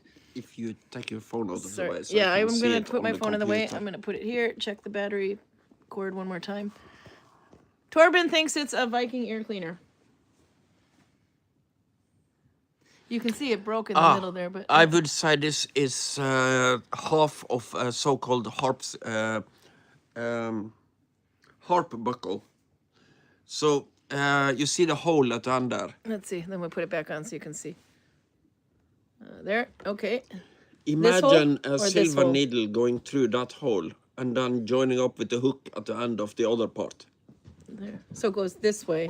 Yeah, and then you can use it to close your cloak, for instance. Oh, yeah. So much like my ring buckle. There is a name for this. They're called harp buckles or something like that. And I'm pretty sure this is one of them, but it lacks the big needle that goes through it. Should we Google harp buckle Viking age? Well, let's just do yeah. If it comes up with anything close. That's harps. Yeah, I'm not seeing a. This is what they're calling. Oh, there's one similar. That's like a. But they're just ironing. They're just showing me Viking age belt buckles now. But not a harp buckle. Use fibula instead of buckle.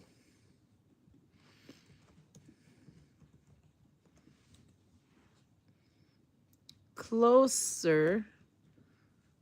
Let's see. Oh, and then we get a jaw harp. Yeah, most of these are the straight up circular ones, but there are some half circles too. I think Liga has one on her dress. Let's see. Should we try, she has a lot of Slavic. Remove Viking. And age. Ah! There you are. Look at that. Karl knows. And then it's a... Yeah, there you can see. But this is not the ring through there, but you would be able to put a needle through there, I suppose. And then we get a lot of harps. Yeah. No, I'm pretty sure this is what this is. Here's another one. Harp fibula. Let's see if I can zoom here with my left hand. I'm not left-handed. There we go. That one looks closer. Yeah. This one doesn't have the hook. This one has 2 holes. Yeah. But it's the same guiding principle. This one's a silver-plated replica of a fibula brooch from the time of Jesus. It's a product of the Holy Land. Whoop-de-doo. Okay, well, so we tried. But yeah, I can see the resemblance though. There was something else I was trying to think of here.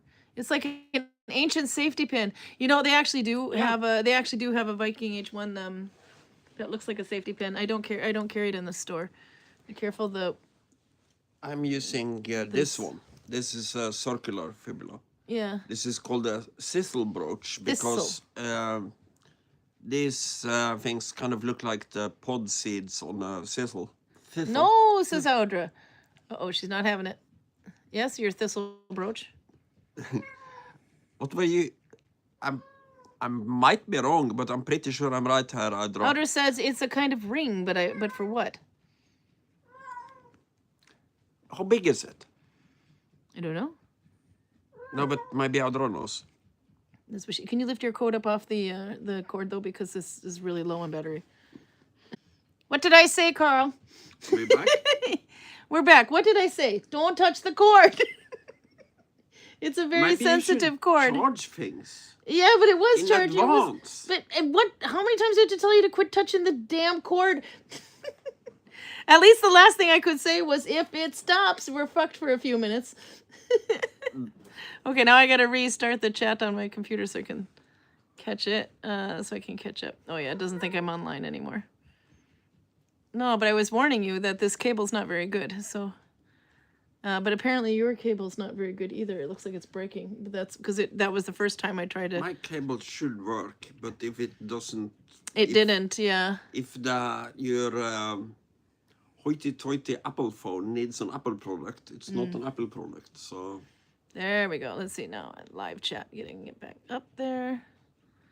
Laugh out loud. She said we'd be, and there we were. Was it going good for you? Was it good for you too, Karl? Asshole. You were like, you ruined my YouTube. You could just charge things in advance, woman. I was at 30% before you sat down. And maybe your phone needs an update. No, it might be, but no, it was. It might be all the porn running in the background. That's not my phone that's got the porn on. You're confusing me with. I still think it's a candle snuffer, says PJ. See, Karl broke it. They did see. PJ writes, Karl broke it. Torben writes, she jinxed it. Albert says, back, refresh stream, everyone. Thank you so much. Should her have removed Viking? But Audra, do you know how big this object is? Yep. Karl thinks size does matter. Because if it is what I think it is, it should be about this. Ah, Audra says, I wasn't smart and didn't save the source, but it was used for archery. Then I would think maybe Robert would know. Is it like to pull the string? I can't see how that would work. Let's see. Hopefully this is... I'll have to push on that thing. It's the... It looks like it's made out of silver. I'm just pushing back on that cord. I'm afraid to let it go. Let's see. There was another one. Not for kids, says Albert Emeraux said. It says 10 centimeters on the picture, by the way. PJ says size does matter. I thought it was large. Yeah, no, 10 centimeters I think fits Having with. hematoma. If you make a fibula like this, it might kind of look like a bow. But it wouldn't be used for archery. It would just be something that looks like a bow. I'm reaching behind you and holding that plug. So while you just sneak up forward. No, I'm just holding the plug back until it at least gets some battery in it. I think maybe I should sneak out for a cigarette. About Nope, nope, you are not going anywhere near the cords before you break it again. No, sit your ass down. Karl, you're seriously... Did you think this was a negotiation? Man for sale. Viking Age man for sale. No, my cord is goofy, so it's not accepting all this. It's also on the fast charge, by the way. Maybe it was used to hold your cloak out of the way during archery. I like that one. That was Nikki. Annetta says, size matters. Speaking of which, I wish I could send you some of those ginormous steak sandwiches I just made. Oh my god, that would be awesome. So, I hold this bag. Oh, it's right at the thing here. Okay, when Karl comes back, there will hopefully be enough battery on this thing that I can happily let go. I'm holding the plug back because it doesn't seem to be absorbing the electricity. Then I can show that stitch one more time. The Stitch of the Month stitch. These were so good. I'm liking the blood cherry. That sounds really interesting. Albert says, I remember seeing it, but can't look it up now, so I'll send Karin the link and if I find it again. Yeah, definitely. We can continue that one to next week, too, because I'm kind of curious. We still got about a half hour left if nothing breaks here, considering we're long. It's been a long time since we've done 1 hour. You put it on your finger like a ring. It almost like it would be a way to pull the bow so you don't have to like tell tourists you're not supposed to pinch it. You're supposed to, or that, whichever way you want to do it. But some tourists like to try to pinch and you're like, you don't get a really good grip. But if it was just stuck on your ring, then you could just do and look really gorgeous while you're doing it, you think? I have no idea. Rodisibi says, or it helped holding the quiver in place. Maybe. Who knows? I can't remember the last time I had a steak sandwich. That sounds so good. I'm reading these things. Maybe switch places so Karin is next to the cords. Laugh out loud. I think that's what we're gonna do when his skinny little ass comes back, because I just know that this cord is very sensitive anyway. But my other one broke, so I never got around to replacing it. So I've been using this one, and then I forgot. You're sitting on the other side of me because Nolvia said so. Okay. Okay, he says. And have some of your hematoma because I like it. It was good. I want one more. But you have to have your half too. I have a relative in Bruges, says Nikki. Where we got somewhere. That must be something to do with something further up. Okay, let's see what else we got. Look, I found a Karl. Whee! Head over for lunch. Who eats steak sandwich in Belgium? Weirdos, says Anne. Anne's from Belgium, so she's allowed to say that. If that object is used for archery, I can't see how.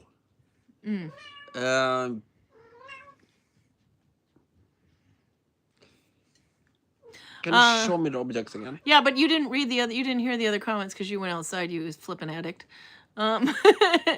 Let's see. There were some other ones.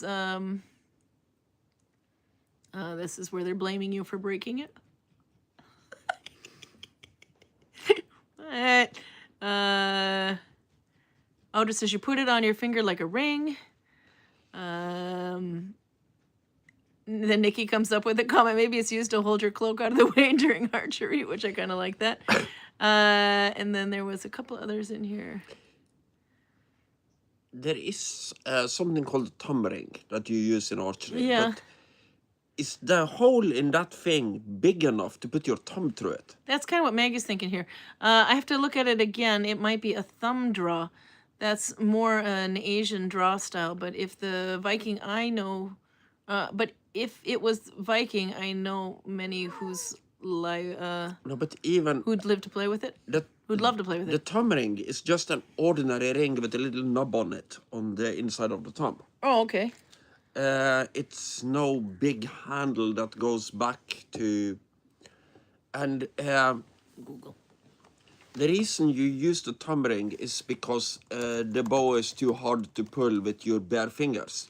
Oh, I've seen these before. This thumb ring, actually, I've seen some made out of antler. Anders Hovland has one. Yeah, it might be his. Because here's trying to see if I can find a better picture of one. Yeah, this might be good. Okay, I'm putting the wine down. Hopefully we don't disconnect while messing with this. Here, eat some blood. He's having it. It's good. Okay. There you've got these ones.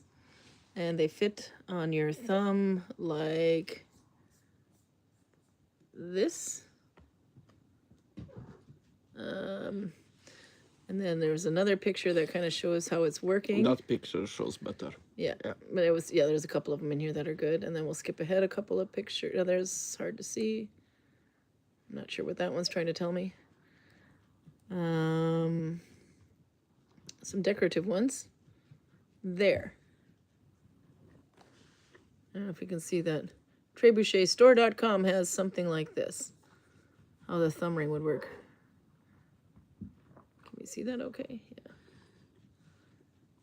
So thoughts, Karl? Is that basically how you're trying to... Do you want to just explain what we're looking at here? Sorry, I'm going to hold that still, but I want to hold the plug.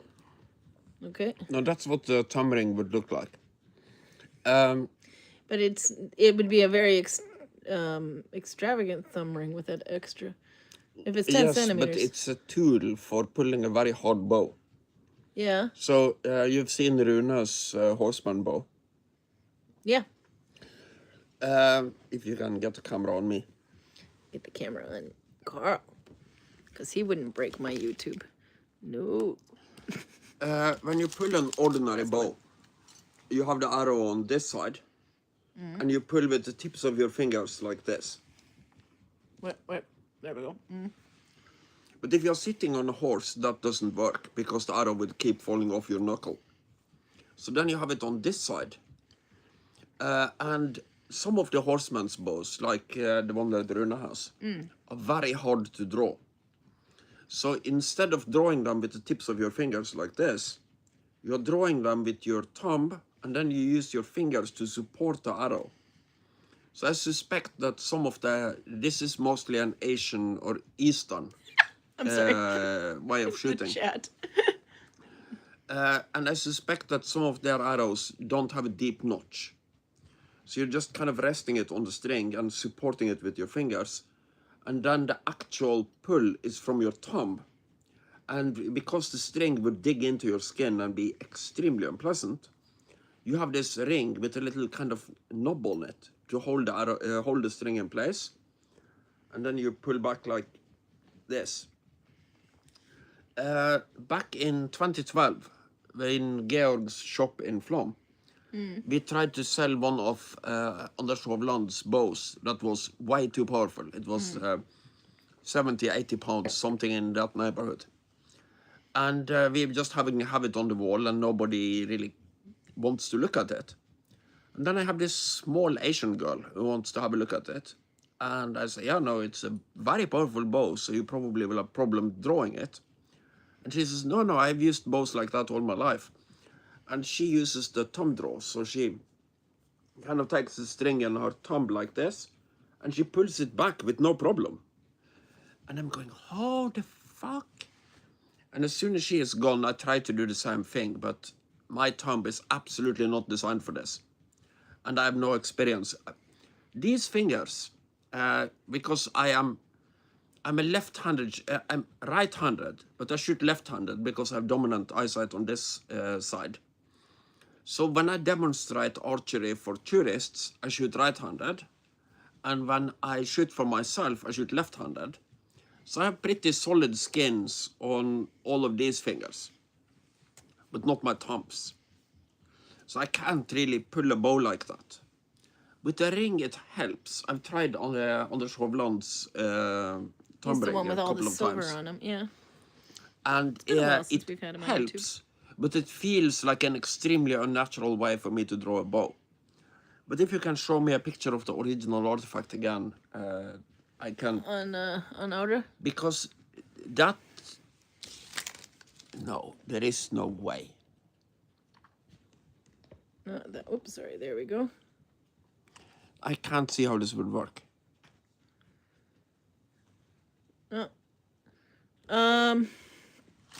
There's some comments I gotta read you because I love the chat. Let's see. Just holding the plug. Okay, so we get some charge in there. You're gonna like the chat though. This was kind of funny. Audrey's like, I was sure that Karl was gonna know. She sounds so disappointed. I'll give you a hug. I was, and then Torben says, "Is the hole big enough to put your thumb in it?" And then Nikki chimes in with, "Not for kids, Torben." That was awesome. Is it like a quick release? And then let's see. Torben says, "I'm just repeating what Karl said. Thumbs, knobs, holes." Maggie's like, "Not for kids." It's not a good at YouTube until we have said that a few times, actually. Then it gets good. Then Nikki says, "Excellent. We'll wait until there's another person with some more sense at the helm." They're talking a little bit about visiting California, by the way. And then, yeah, Maggie says, "Yeah, nothing like a thumb ring." Maybe it's an object Maybe it's an object someone made to confuddle Vikings and people from the future, says Nikki. Yeah, it depends on the dimensions. If the thing is about 10 centimeters long, I think I'm probably right about what it is. But if it is much, much bigger, so the hole is big enough for your thumb, I still can't really see how it would work for archery. Because you have this big hook that kind of sticks out from your thumb. And when you pull back, you somehow have to release the string out of that hook. Quick release. So you would have to do something like this. And I just don't see how that would work. And also, if it is made out of silver, it wouldn't be hard enough to do the actual work here. But the ornamentics seems to be very similar to this. So it looks Viking, or at least Viking age. I was gonna, let's see, I have to show the stitch one more time. Let's see, maybe it's a back scratcher, says Rudy Speed. That's Sweden. Yep. Again, it depends on size. Size does matter. But if you have an enormously big silver back scratcher, you have really made it in Viking society. You're going to need to keep Googling this stuff and researching it. We're going to expect a better answer to this mystery by the end of next week. But what if the answer I've already given is the correct one? That's not what Outer thinks. She provides you with hematoma bars and beer. You need to come up with a better solution. Nikki says, someone was just like, here's a discussion piece for people to ponder over. It's just abstract art. But I noticed that there was stamping on it. This I have to show it again. Kind of curious about this. Okay. Zoomed in. It's got stamping like the rings that we have. Yeah, it's like this. Yeah, this one is the one I'm thinking of. Ooh, there we go. Because that's some of the favorite rings we have. These have these stamping patterns on there, which is what makes me want to think Slavic. No, you have those in Viking too. But there is something that has absolutely nothing to do with the Viking Age that it reminded me of. They would have like this end on a stick or something, and then they would, or maybe it was this one, they would just like poke it in, maybe it's that end. But they would dip it into a little bit of wax and they color Easter eggs with it. It looks kind of like one of those. What the hell are you on about? Dyeing, when you color Easter eggs, you can draw out a pattern in wax. And then you put the next color on, then you do another pattern in wax, and you put the next color on it. And then when you melt all the wax away, you get this really cool multicolored pattern. But it almost looks a little bit like the same tool that they would use for that, but they wouldn't be doing Easter egg dyeing in the Viking Age. Entire length of this thing is about 12 centimeters then. I thought you said 10 centimeters. It says 10 centimeters down Oh, here, there, but the yeah, marker stops there. there we go, So okay. you have another little bit in the end. A little bit to go, yeah. Every centimeter counts. Not for kids. Ah, too far up. Okay. Let's see. Try searching bow fibula. Bow fibula. Fibulae, I wrote wrong. I don't know, it comes, yeah, no, it's just coming up with another kind of a buckle. But there's something similar here. Wait a minute, no, I have to try to flip this again. Some of these are a little bit similar. Yeah. But a bow, I would just assume that mean a bowed fibula. There's the safety pin looking one. Karl's still hell-bent on thinking it's a fibula. We need a tame Scotsman to check this out too. If it was something to do with that one archery, seems to operate on the same principle as I think this one is operating on. yeah, but there's no ring, it's a hinge.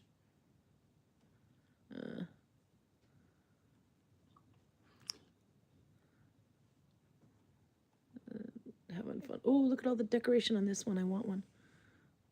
Oh, what's this? Sorry, burping. Those are different kinds, bow fibulas. But I don't see one with a ring. That one's getting closer yet. Let's see if we can zoom. But it's not a full ring, it's like a clasp. No, but if you stick a needle through the top of that, into that, then you can close the cloak. Yeah, because this looks like it has one of those, a bend like that over there on there, but it's broken off or something. Still thinking about Philip the Beautiful, says Novia. Probably not the current day king, huh? No, that's King Charles. Not. I'm thinking of Philip's. No, I'm thinking of something else. Never mind. I confused. Ah, we're going all over the place with this thing. Very beautiful Philip was. She says. Let's see. Oh, there's some more chat in here I'm missing. Hold the plug.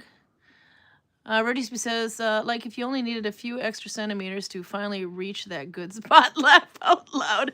More NFKs coming up, not for kids. Maggie says, it's one of those things they will sell online to help artists like crochet rings that are utterly useless but cute. Jewelry with a fake purpose. Yeah, I've seen those knitted rings. They'll have, it like fits on the finger or maybe on thumb or whatever, and it has just like this little an incomplete circle that it's like a ring that's kind of bent out a little bit so that you can loop the yarn through, so that when you're crocheting, you can wear it on this finger, for example, if we're looking at this not in a mirror motion anyway, but as you're crocheting, you can have, instead of trying to hold the yarn in place under and over or whatever, you can try to hold it through a ring. And they'll do that with knitting as well, and some of them will even have like a little spring to kind of help with the tension. It's easier to just try to do it without the damn thing, to be honest. Let's see. Show us your bar, Karl. Do you have a bar? Bar? Yeah, he says, show us your bar. What are we talking about? I don't know. He said, that's what he says. Show us your bar, Karl. That's Torben. Torben thinks you have, if Holgren had a bar, what it would be. Well, we do have a bar, but it's kind of odd. We do? The white baskets on top of the cabinet. Oh, yeah, in the kitchen. So my kids don't know where it's stored. Not like, but they're very good about that kind of thing. They wouldn't. Your kids are No, my kids are pretty responsible when it pretty comes to that. responsible. I think it would be no problem. I also think they have a very clear idea about where I'm pretty our sure they do. alcohol is. Yeah, no, we have these white baskets up on top of the kitchen cupboards anyway, and then that's where the alcohol is hidden. It's not So really hidden though. It's just that it just takes so much space. Every time we need a particular bottle of something, Karin has, take the basket in the middle. And then she rummaged through it. She is not tall enough to reach this basket, by the way. Vertically challenged. So I have to take down the basket, and the basket is full of alcohol, and it is high up in the air. Most people aren't twigs and have a little bit more muscle than you do. For the woman who can't reach, that's pretty rich. Thank you. So I have to take down the basket, and then she has to go through it and go, no, we have to have the Midori for this. And the Midori is probably in the other basket. So no matter what we are trying to make, we have to take down all 3 baskets to go through them. Yep. Pretty much. No, it's because we were doing, around COVID time, right before COVID actually, we started with experimental mixology. Yeah. Because we need something to do in the winter, and there's very few of us. But anyway, we had all these Viking houses we could just sleep in, so the staff would stay over and we do experimental mixology. But you always needed something like vermouth, which you're not going to drink straight. You need it to mix anyway, and Midori was one of those, and you just don't drink them neat too. Anyway, so we have these bottles of alcohol that we can't do a damn thing with. Karin, what? Do you think all the new employees are teetotalers? Teetotalers? People who only drink tea and not alcohol? We don't know yet. They're not all here. There's only 2 or 3, 4 of them that are here now. Yeah, but I think we could maybe try to reintroduce experimental mythology. Experimental mixology. Mixology. Yeah, maybe. Hi, Zilly. Oh, he's hiding. Because there he is. Say hi. Hi. Yeah, he's the boss. He's the boss. He's alpha. He's still alpha. Oh, we could we could try that. I don't know. It depends. If there's so many people there, it's kind of harder to do. But there was a while because it's also such a long way to the liquor store that every time we'd come, every time we went through tax-free, we would pick something up that we couldn't use. That just because it was an ingredient, we always needed like Midori, but that apparently is how you can make this melon-flavored bubblegum drink that gets people to spend time with other people.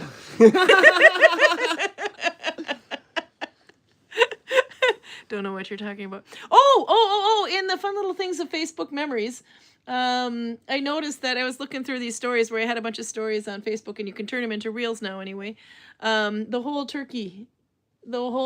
Great Turkey event is captured in stories, and I can turn that into a reel. Oh, speaking of I need to do that. Things that I'm pretty sure are on Facebook. Do you remember the lime-filtered Midori? No, the lime-filtered mojito. Yeah, I have that on my here. I don't know if we can see. It's on my computer. That's one of the worst ideas I've had. This is one of our Corona pictures, by the way, from COVID. But I have to admit, I was pretty drunk at the time. But when you make a mojito, you're supposed to have mint in it. And the mint is supposed to be crushed. And normally in a mojito, you also have crushed ice. So the ice kind of filters the mint, so you don't get your mouth full of green mint leaves every time you take a drink. But that was a problem with our anti-bac mojitos. So I tried to filter one by using a slice of lime that fit perfectly into the glass and just put it on top of the drink. And this is a Virginia story, by the way. So that you won't get your mouth full of mint leaves every time you take a sip. I give this to Virginia to test. I think I have it, yeah? And there we go. Yep. That's what it looks like. The lime drinking filter. The problem is that completely blocks the drink from being actually drunk. Oh, we just took a picture of that. This is just a little video. Okay, yeah, so this isn't going to be bus throwing Virginia, so you can tell the story, though. So, I give this drink, I think that is like 30 seconds after this. I give this drink to Virginia. I do have a video of that, but without asking Virginia, I can't share it. And she tries to drink it, but obviously when she pulls it back like this, nothing comes out because there is a fuck off big slice of lime blocking the drink from actually going out of the glass. Because I'm retarded. Yes. And Virginia isn't that bright either. So she does this. And then the drinks comes out. And it went all over her face. And what was her very interesting choice of English words for this? Virginia is normally perfect in English. But when she accidentally spills a drink on herself enthusiastically, After shaking it. her choice of words was, "This drink just blowjobbed all over my face." She said it. Which is kind of... Oh, that was sums it up. horrible. PJ says, I'm stuck on a matlock through a fibula brooch. There's still some more talking about that one. Still thinking about Philip the Beautiful. And Nikki says, very beautiful Philip was. Do you want to look up Philip the Beautiful? In Norwegian, it's called Kong Philip den Smukke. So I just That's immediately Philip the Beautiful. translated it to English, and since I'm speaking English. But it's the name convention, so yeah, he's a Habsburg. Oh, yeah, so beauty is in the eye of the beholder. He's got the Habsburg chin. No, actually, he doesn't really have much of a chin. Philip the Handsome. Okay, that's the translation. That's another way of saying smukke. Yep. Then we have Disney.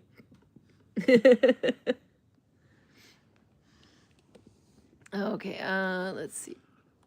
Oh, don't mention the chin, the Habsburg chin. Go ahead. Karl, do you want to tell that for those who don't know what the Habsburg chin is? Well, it's kind of a problem. Because Torben said we can't mention it, so we It's have to very mention it. noticeable with the Habsburg family, but it's kind of a problem for nobility all over the world. That because they only marry each other. At one point, you get to the point where you can't marry anybody who isn't at least a peripheral relative. And there is pretty good reasons why you shouldn't be banging your cousins left, right, and center. And Habsburg chin is one of the examples of this. Isn't the blood disease another one? Yes, the bleeding disease is another thing that kind of ran in a lot of royal families. Notably the Tsars of Russia. Anne says, by the way, according to the bottle baskets, order the bottles alphabetically. Remember which letter which is in which basket. See, that would be a smart thing to do. We could also just label it, the alcohol is in here. Or we can just wait 2 years so your kids can drink legally, and we can put the baskets down to eye level. Yeah. There we go. Whoops. Okay. Oh, cat. Get down.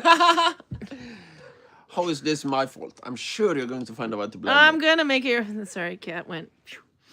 Okay, then we'll check the plugs. Okay, hopefully I've got enough battery on there soon to make sure we get through showing. There's a null-bound toy in the messages my kids wants to share. It's above the hat. Oh, I thought I couldn't share that. I can share it? Because if you think it's okay, the mochi, I can share it. But you have to make sure, you have to say, yes, Nikki, and then I'll share it. But I wasn't sure because I just saw the no, and I thought, oh, shit, maybe I wasn't supposed to. So I stopped short of sharing it. But it's really cute. You should see it. Nolvia says, I think either the artist did him dirty or beauty was different then. This is why, and there was also Radisby saying that was the least ugly Habsburg, laugh out loud. Both of those things are true. The beauty standards were certainly different back then. But also the artists are kind of following idealized idea of what people should look like. The Habsburg chins. There you go. Let's try looking over here. There's one. The Habsburg chins.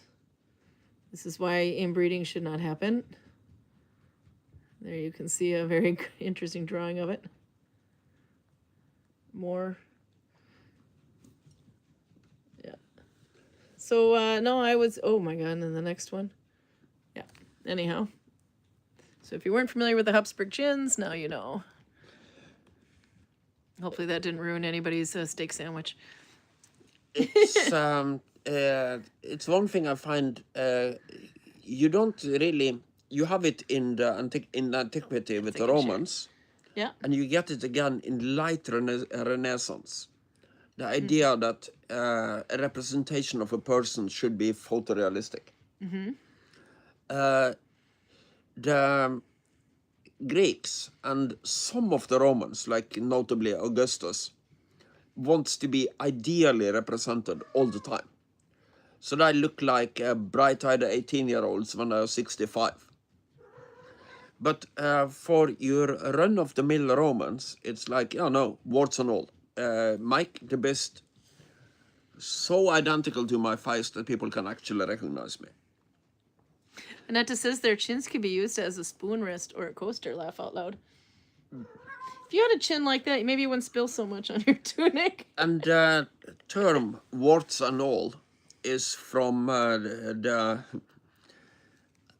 have to be completely honest, I would classify him as the English psychopath Oliver Cromwell.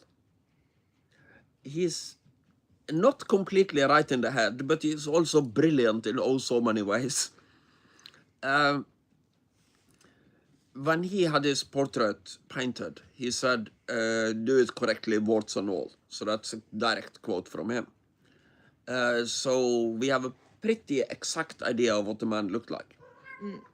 He's also a religious fanatic, a complete lunatic, and I have this kind of idea in my head that some of the people that are classified as military geniuses, they are bright guys, but they are not really military geniuses.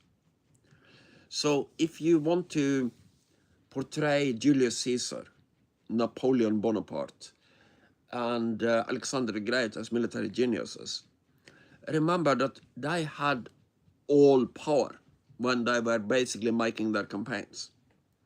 So then they don't have to achieve a specific objective. They have to choose an objective and then achieve something and win the war. The people I would classify as military geniuses are the ones that basically either A, have to operate with extremely stringent resources, like Belisario of the Byzantine Empire, who basically gets, okay, here you have 150 light cavalrymen. 100,000 Persians are coming, will you please stop them? Guys that actually pull that off. And then you have the other guys. And I would say there are 3 of these guys in history that I would classify as absolutely bloody brilliant. Because they're born into a world where there is kind of a tradition, a very deep tradition for how world wars are fought. And then they just go, fuck this thing, it's stupid. Let's do it this way instead. And I can name these 3 guys. That would be Philip II of Macedon, Shaka Zulu, and Oliver Cromwell. Because I come into a world where wars are fought inefficiently and basically decides that, okay, you know the thing that we've been doing for umpteen generations? Yeah, no, it's dumb. Let's do it this way instead. And it works. So, Philip II of Macedon is born into a time when the Greeks are fighting in these massed phalanxes. And he basically was, okay, this is silly. I can win over all the other Greeks by the simple expedient of making my spears a fuckload longer than every other Greek spear. And then I just use these guys to pin the Greeks while my cavalry rides around and wins the battle. Yeah.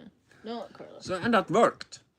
Alexander the Great made an empire, but he does it with the resources that his father gave to him. So I have a lot more admiration for Philip II than I do for Alexander. Then you have Shaka Zulu, that's another psychopath. But he is born into the Zulu warrior culture in South Africa. And everybody is fighting with long spears and these hide shields. And he goes, okay, but there isn't enough death and destruction here. God. So he makes the spearhead much bigger and the spear shaft much shorter. And he basically invents a new weapon that he calls an ikma. A what? Ikma. How would you spell that? I have no idea. But the reason he called it ikma It sounds like is I'm that just hearing a bird. is that that's the sound he thinks it makes when you pull it back out. Ikma. And it worked. How does that sound again? The Zulus doesn't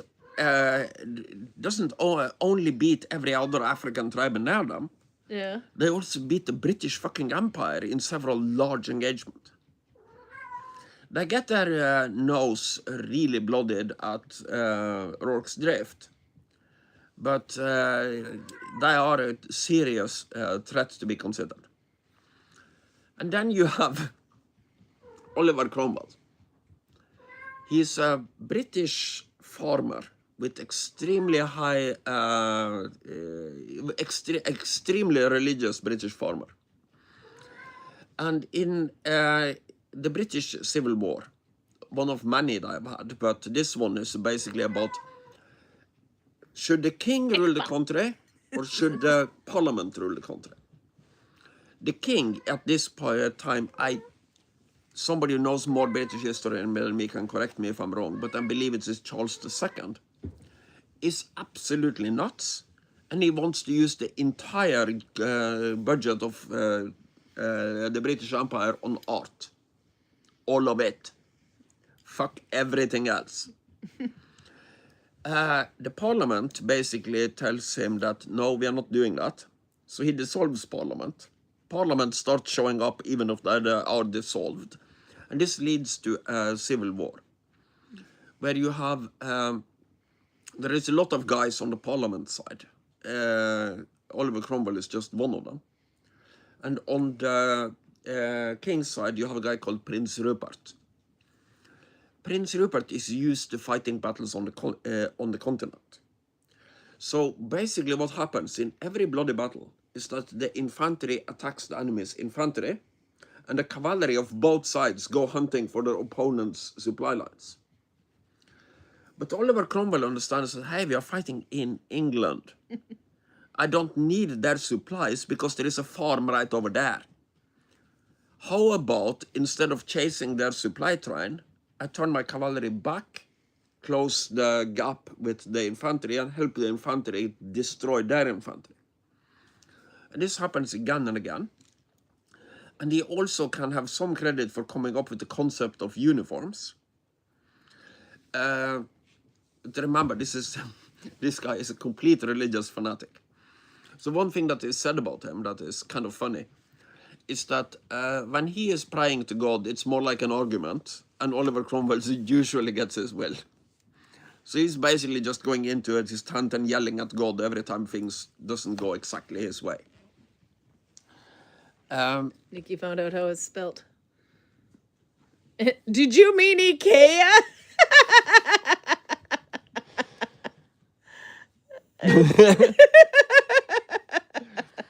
Ikla spear. So no, we did not mean Ikea. But there you go. Is that the spear you're talking about? Yep. Okay, sorry. It has a short shaft. It's actually kind of similar to my Otgar. Yeah, it is actually. I can see there's a In guy both holding form one. and function. Oh wow, that's like a really wide shaft. That's got to be a. That looks like an Instagram version. Yeah, I think that's an Instagram version, but it's not an enormously Instagram version. That looks like an historical one. Yeah. Okay, so that's what you're talking about for those who didn't know. It's basically a spare sword, or a sword spare. It can do both. And just down. It might not be politically correct, but in Norway you have a term for doing something extremely brave. We call it hårete ballefaktor. The hairy ball factor? Yep. So the balls you have to come to basically a set system of traditions. This is how we do things. And then you just go, huh, No, all of it is wrong. You should read Here, the chat. I have new designs for your weapons. I have new doctrine for you. Do it my way. Yes, I'm king. Fire and steel bugs. No, the chat's kind of fun. Nikki says Zulus are very aggressive, isn't it? And Asagai, I think I'm saying that right. Isn't it an Asagai? And then Radispi says, like the person who thought it would be a good idea to invent trench warfare. And then Anetta says, Nikki said that's because they wore red with a white target cross on their chests, those British. Anetta said, that's what I'm going to start saying to my pups when they misbehave. Nikki says, apparently it's spelled Iklva, anyway, which is what we were showing you there. It's a long spear. Well, yeah, anyway. And yes, fact checked, thanks to AI, it's the kind when the spear leaves. It's the sound, or it's the kind when the spear leaves the wound. Radisby says, a wide shaft, you say? Sorry. It's the sound, Nikki corrects. Yes, so I did read it right the first time. And then Anetta says, I'm still going to shout Ekba at the bad puppies. Laugh out loud. And then Nikki says, bloody Norwegians ordering IKEA spears. Build it yourself. Albert says Cromwell is also really hated by the Irish. Oh, yeah. And Nolvia says, it sounded like Klingon. It's, I don't know if they're still doing it. But according to Oliver Cromwell dies because his horse steps down to... it's a Zulu! What's muldvarp in English? Mole. Steps down to the hole of a mole, and he is thrown off the horse and he breaks his neck. And the Irish, because as soon as he has gotten control of England, he tries to get... Remember, again, this man is a really religious fanatic. He is Calvinist, very... the people who don't like ornaments and decorations, the first settlers on the Mayflower are... Pilgrims? Well, yeah, but their particular religion is... Catholic? No, they're not. They're Protestant. But the Irish are Catholics. And Cromwell don't like Catholics. Like, even a little bit. Puritan. Yeah, Puritans. Thank you, Novia. These people think that, for instance, having a nice picture on your altar is going overboard. Wearing any kind of jewelry is completely out of this world. You focus on God, ignore everything else, don't celebrate birthdays, don't celebrate Christmas, focus on God. And the Catholics, with their kind of extravagant service, is something that really annoys the fuck out of them. So obviously he probably made more trouble for the Irish than fucking anybody in control of England has ever done before. And when he dies because his horse steps in a molehole and he is thrown off and breaks his neck, it was a traditional toast in Ireland to go, cheers for the gentleman in the grey cloak, meaning cheers for the mole. I don't know if they're still doing it. Colonialism. So they were Jehovah's Witnesses, Rudisby. Oh, Now look what you did. Jehovah's Witnesses are... Their way of being annoying is to come and go on your doorbell and... Whine for this. Smile broadly and ask, have you heard about Jesus? Oliver Cromwell would ring on your doorbell, take one look at you and then shoot you in the face. If you don't look like a Puritan and if you're not very, very concerned about God, you're basically dead. Are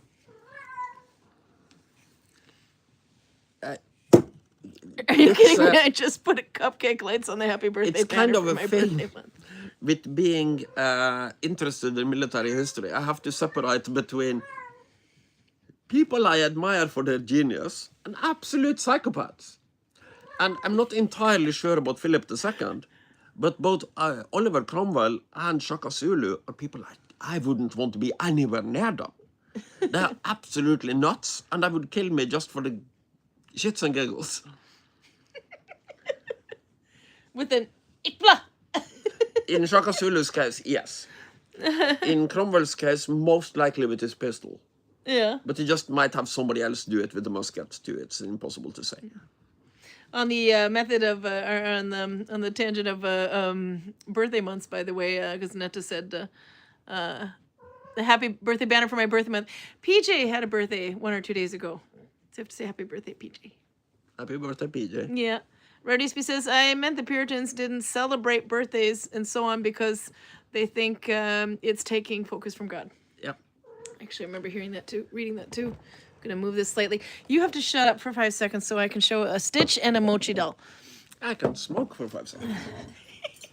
I can just scare him off with Nalbinding. It'll be fine. Let's see. I got to show... Yeah, so she said to share, because I wasn't quite sure for some years. I thought, look how cute this thing is. Okay, turning it. Look at how cute. Isn't it cute? And then in the next picture, with the, if you're not sure what it is, there, it's Mochi. It's so cute. Yeah, Nikki had made this one. That was a really cute thing to Nalbind. Is that a fidget spinner in the box there? Looks like a fidget spinner. They're so cute, but what a fun little thing. Hope it was great, PJ. My birthday is on the 18th, isn't it? Everybody's, yeah. Mother's Day in the United States, I think, is coming up pretty soon, too, actually. I got to call my mom. It's okay. I love the buttons. The button eyes. Okay, and then, let's see. Then we'll put this back a second, and then I'll do a little bit more needle binding. Now I got to watch out. I poured myself a new glass. A new tiny glass. Okay, so I did say I was going to show you how I splice this sucker with after touching chocolate. And what an interesting background, and not a Vaseline jar in sight for Torben to play with. Okay. So this was the stitch of the month. This is how I'm interpreting the bee stitches as Justin had titled it. But if in case I'm doing it wrong, I will say I labeled it as, for me, Russian 2. Oops, good focus here. Russian 2 plus 1. Gotta see through my phone. Plus 1. So 2 plus 1 plus 1. And with a plated edge, meaning that this is going over the leader yarn. And then F1, B1. So F1, B1 means you're taking the next one from the front, but at the same time, the previous one from behind. Does that show up clear enough there? Yep, let's see. F1, B1. And then to do, because the Russian stitch, you're flipping these back loops. So you would either lift this one, either lift the third one and put it on your finger and then take the fourth one from behind and then go back and pick it up off your finger. Or you can kind of lift the third one back, pick up the fourth, and go back and scoop up the fourth. What did I say? Lift the third one back, pick up the fourth, go back and scoop up the third, and then go forward. But I have to do the F1, B1 connection first. So there's that fourth loop. And then you go over the leader yarn. Oops, just a second. That was me, totally me. No Karl in sight for this one. Well, he did walk in the room, so clearly he has an effect. Okay, and then I have to... So, I think I have enough thread to do one more. If I wanted to increase, I would just do one regular one through there. So, F1, B1. Third and fourth loops have to kind of switch around. Pick up the fourth loop from behind and go back and scoop up the third. And then under the 2 thumb loops and over the leader yarn. I'm out of yarn and I like long needles. Okay, now I can take this off carefully. I need to join and I've had chocolate. Not a good idea. Bloody chocolate too. So I'll get my next length of yarn ready here. Okay, that was a long length of yarn still. Okay. You could run it on the back side a bit here. Your new thread, however you want. But either way, it's got to come up like the last one did. So if I run it through there a little bit, but don't pull it all the way through, leave myself a tail.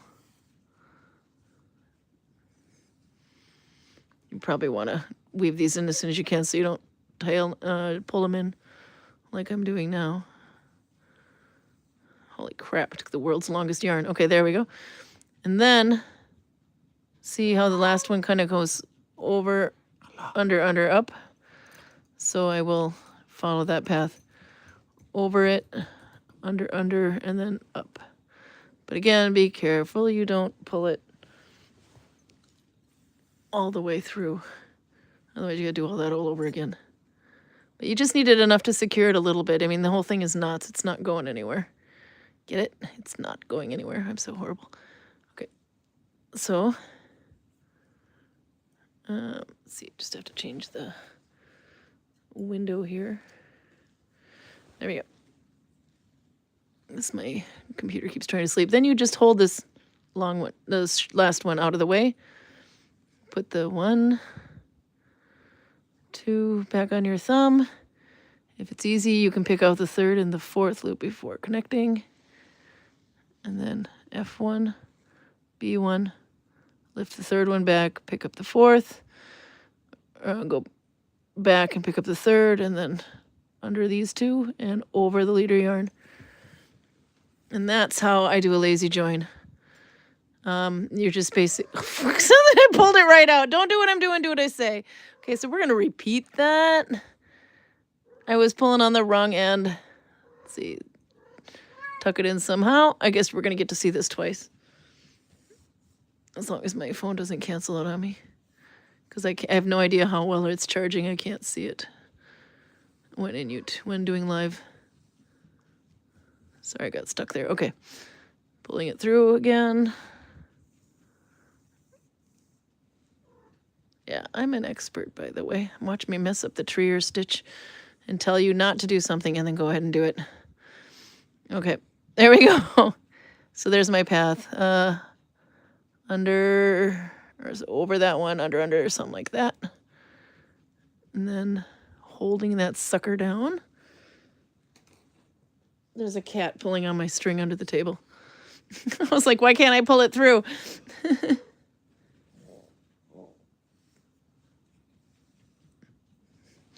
There, then hold that one out of the way. Put the 2 loops on your thumb. Loosen up 3rd and 4th if you need.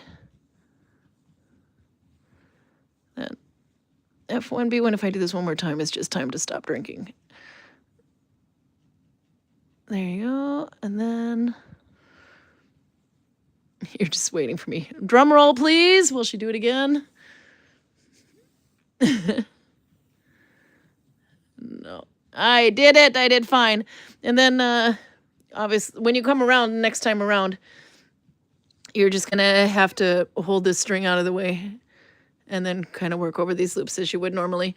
And then later, when you have this much in, it is technically woven in, but you could weave it in a little bit more if you wanted to. But you can give it a little tug in the direction that it goes if you need, but you don't want to pull it too much or you'll open up holes here. But that's how I do a lazy join. So if you're going to have wine, red wine, for example, and chocolate or coffee, and you're playing with white yarn, or you just don't want to have the oils of your hand get mixed in, that's how I lazy join. Okay. I probably had too much wine. And do you know the little glasses add up? I'm just saying. Karl's over there thoroughly amused. Okay, we are like way over time here, but let's see if there's anything else that needs. Annetta thinks she would always, we just gave up on the hour thing about a year ago. Annetta says, yes, I would have been hung as a witch. I read that as something completely different. She said, I'd never survive as a Puritan. I don't think any of us this day and age would, actually. Radisby said, I meant that Puritans didn't celebrate. Oh, we read that part. And then we're in the birthdays. Luckily, they're all dead, says Nikki. Let's see. PJ says, that was why I bought me an emu egg as a birthday experience. Oh, that was a smart idea. Emu egg. Where the hell do you get an emu egg in Norway? I would assume from an emu. I'm thinking Sweden. All the strange food is on the Swedish border. Well, You can buy alligator meat there, and shark, you can't get that here. no, because we have protective tolls against it. Sweden doesn't. Because we should be political, but we haven't. I apologize in advance for We for have anything that's going to an, come out of this man's mouth. I'm not going to insult Sweden here. Oh, This okay. is completely for Norway. We have a protective toll against alligator meat. To protect all the Norwegian farmers who breed alligators, of course. Don't know alligators here. Obviously, there are no Norwegian farmers who breed alligators. So the protection is there in case some Norwegian farmers want to breed alligators sometime in the future. Also, they are afraid that if very cheap alligator meat comes in from the outside, people won't be buying Norwegian sheep and goat meat anymore. We'll just sit around and eat alligator all day. So the protective toll is so high that you can't import alligator meat to Norway. Not that I think we should have a lot of alligator meat, but it's still nuts. I still remember when we went over to, you were in the picture in this point, but when I went to the Alla Vikingamarknad, which just, by the way, just happened this week, or is this weekend, it's going on right now, I think. In Sweden, it's just outside of Gothenburg, Göteborg. Anyway, and as we come over across the E6, Europe I-6, which kind of goes straight from across Norway and into Sweden, or down Norway and into Sweden. Anyway, there's the really big stores that look almost like the American-sized Costco or something, which is like could eat 20 regular-sized Norwegian grocery stores. But there's a whole section on exotic meats. And there was the alligator. Rabbit was even in there. I was kind of surprised. And zebra, you could try zebra. You could have shark. You could all these different kind of meats. And then as I was like looking at the section, going, "Oh, this is kind of interesting." I didn't know. I mean, what? Kind of joking about it, and then moving on. And then we get to the market, my kids and I. And there's Lake Guro Trolla. If you know who they are, you know they're the games gods basically from Norway. But they were doing games over at the Alla Vikingamarknad. And so my kids love these guys. So they go and sit and have a little chat with them, and they come back like, "Mom, I ate a zebra." What the hell? And then they go, maybe this is why Cecilia thinks pigs are too cute to eat now. I don't know. But anyway, I go over there, they're like, what was it? Harryhandel in Sweden. Do you want to explain Harryhandel? What that told? Harryhandel is anyway, but they were having a great time. They're like, we can buy this, we can't bring it back, but we can eat it The here. way it used to work, there has been some changes, so I'm not sure if this is still accurate, is that Norway is like the high end of expensive countries. So for us, it's cheaper to buy almost anything in Sweden. For the Swedish, it's cheaper to buy almost anything in Denmark. For the Danish, it's cheaper to buy almost anything in Germany. And for the Germans, it's cheaper to buy almost anything in Poland. Kangaroo, too. If I just had some kind of wormhole that led directly to Poland, I could skip all the middlemen. Maggie says, so clearly alligators are an endangered species in Norway. No shit, Yeah. they want it. Do you even have one? That isn't even a zoo? Well, the aquarium at Bergen, I think, have some. No, we have, but that's not out in the wild. No, and I don't think you can eat them. I don't know if it's in the zoo. You definitely can't. They've got names. Yep. Nikki says croc meat is good. Roger says, move over, troll. Move. You've been replaced. Alligators in the Viking fjords. There was another play on words with fjord. Okay. Anyway. Leofsigi or Maggie says alligator is good. Nikki says alligator in Norway will be so slow. It's too damn cold for them. Yeah, no, they don't make it to Duluth either. Rodisby says you were surprised about the rabbit meat, but not the alligator. And the kangaroo and you guys eat everything over there. What the hell? You just have to go to the border. Nikki says crocs taste like chicken, fish. And then Roger says alligator tastes like a spongy white weird not muscle meat. Max is here, by the way. He made it in. We're like way over time. Good to see you, though. And Nikki says, I haven't had zebra, but had an ostrich, a kudu, impala, crocodile, kangaroo. Well, they'll eat anything in New Zealand, won't they? Yeah. No, but actually, Southern United States, they eat snake, they eat alligators and crocodiles too, I believe. Never had it myself, but I hear it all tastes like chicken. Maybe. Anyway, but my kids were just enthused by this. Okay, so we're watching this series, the Ghosts. What is it called? Ghosts? Is it just called Ghosts? That comedy series that we've been watching on? it's season 3 Ghosts. came out. We didn't even notice it, and so we decided to watch it. And we heard a whole new word, fjordgy. Fjordgy. What would a fjordgy be? Well, the Viking in this series is not really representative for a It's real a little Viking. bit more Instagram Viking. He's a really fun character, but he is... Thorfinn. Or something. Thor. Yeah, they call him Thor, but his actual name is Thorfinn.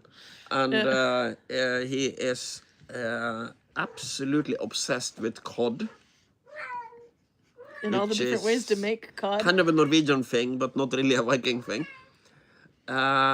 And he thinks that he makes fun of the Danes. He's a Norwegian. intimacy should either be between a man and a woman who loves each other. It should be a fjordgy. A fjordgy. That's a wild orgy by the fjord.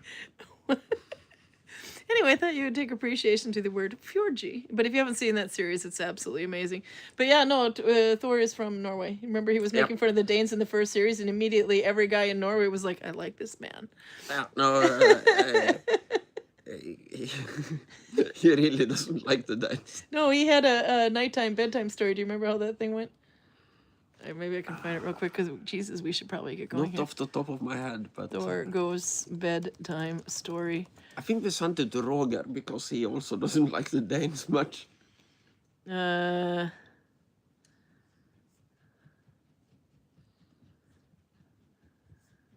don't know if we can get to it real quick. We can see, though, if there's one.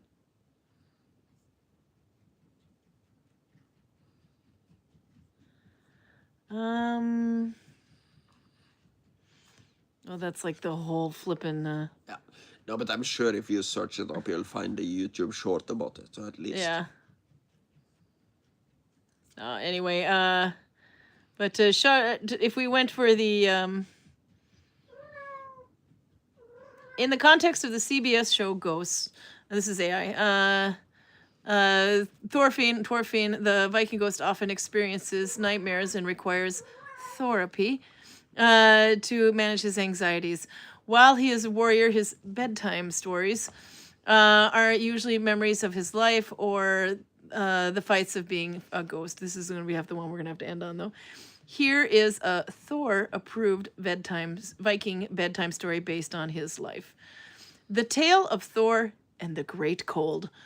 Once, long ago, there was a mighty Viking named Thorfinn. He was big, he was strong, and he was very, very brave.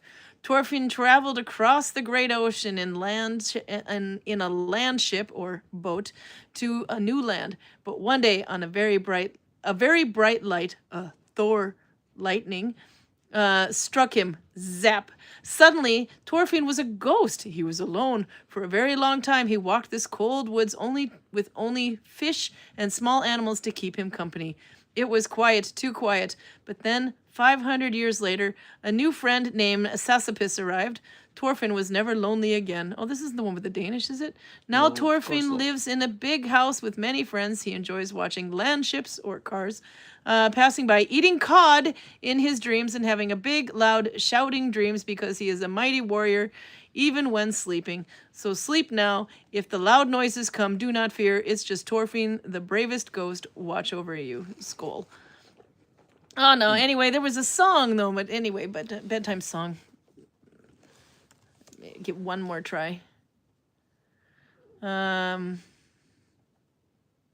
Here we go. In the Ghost episode, Alberta's fan, Thorfinn sings a violent Viking lullaby to Baby, encouraging them to drift off while dreaming of stabbing Danish men and pillaging villages. The song, which features the lyrics about slitting men's throats and bashing their heads against the wall, is designed to foster a strong warrior spirit. That's the one, stabbing Danish men and pillaging villages. That's how you get your kid to go to sleep. It's also how to get a TV series really popular in Norway. Yeah, no. Anyway, but we'll come back next Saturday. We gotta go.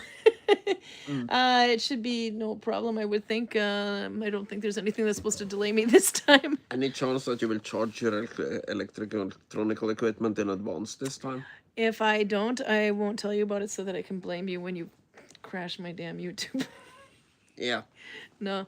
Max says, I also remember the ancient Egyptians used to worship the crocodile. Yeah. That would, yeah, actually, I remember something like that. Somehow, Maggie says, somehow St. George and the alligator seem to be less impressive. No, anyway, but we gotta go. We're like massively long today. And I have to charge where I can actually see the battery working. But anyway, we had a good time. And I'll try to get a little, reel made with the story that we posted at the time about the turkey story from when we went to Celia. I have a tame American. Yeah. Semi-domesticated. It's not a semi-domesticated. Anyway, see you next week. Maybe we'll be more concise. But my God, they hung in there. Look at all of them. Okay, see you. There. I can't do this. It's too hard.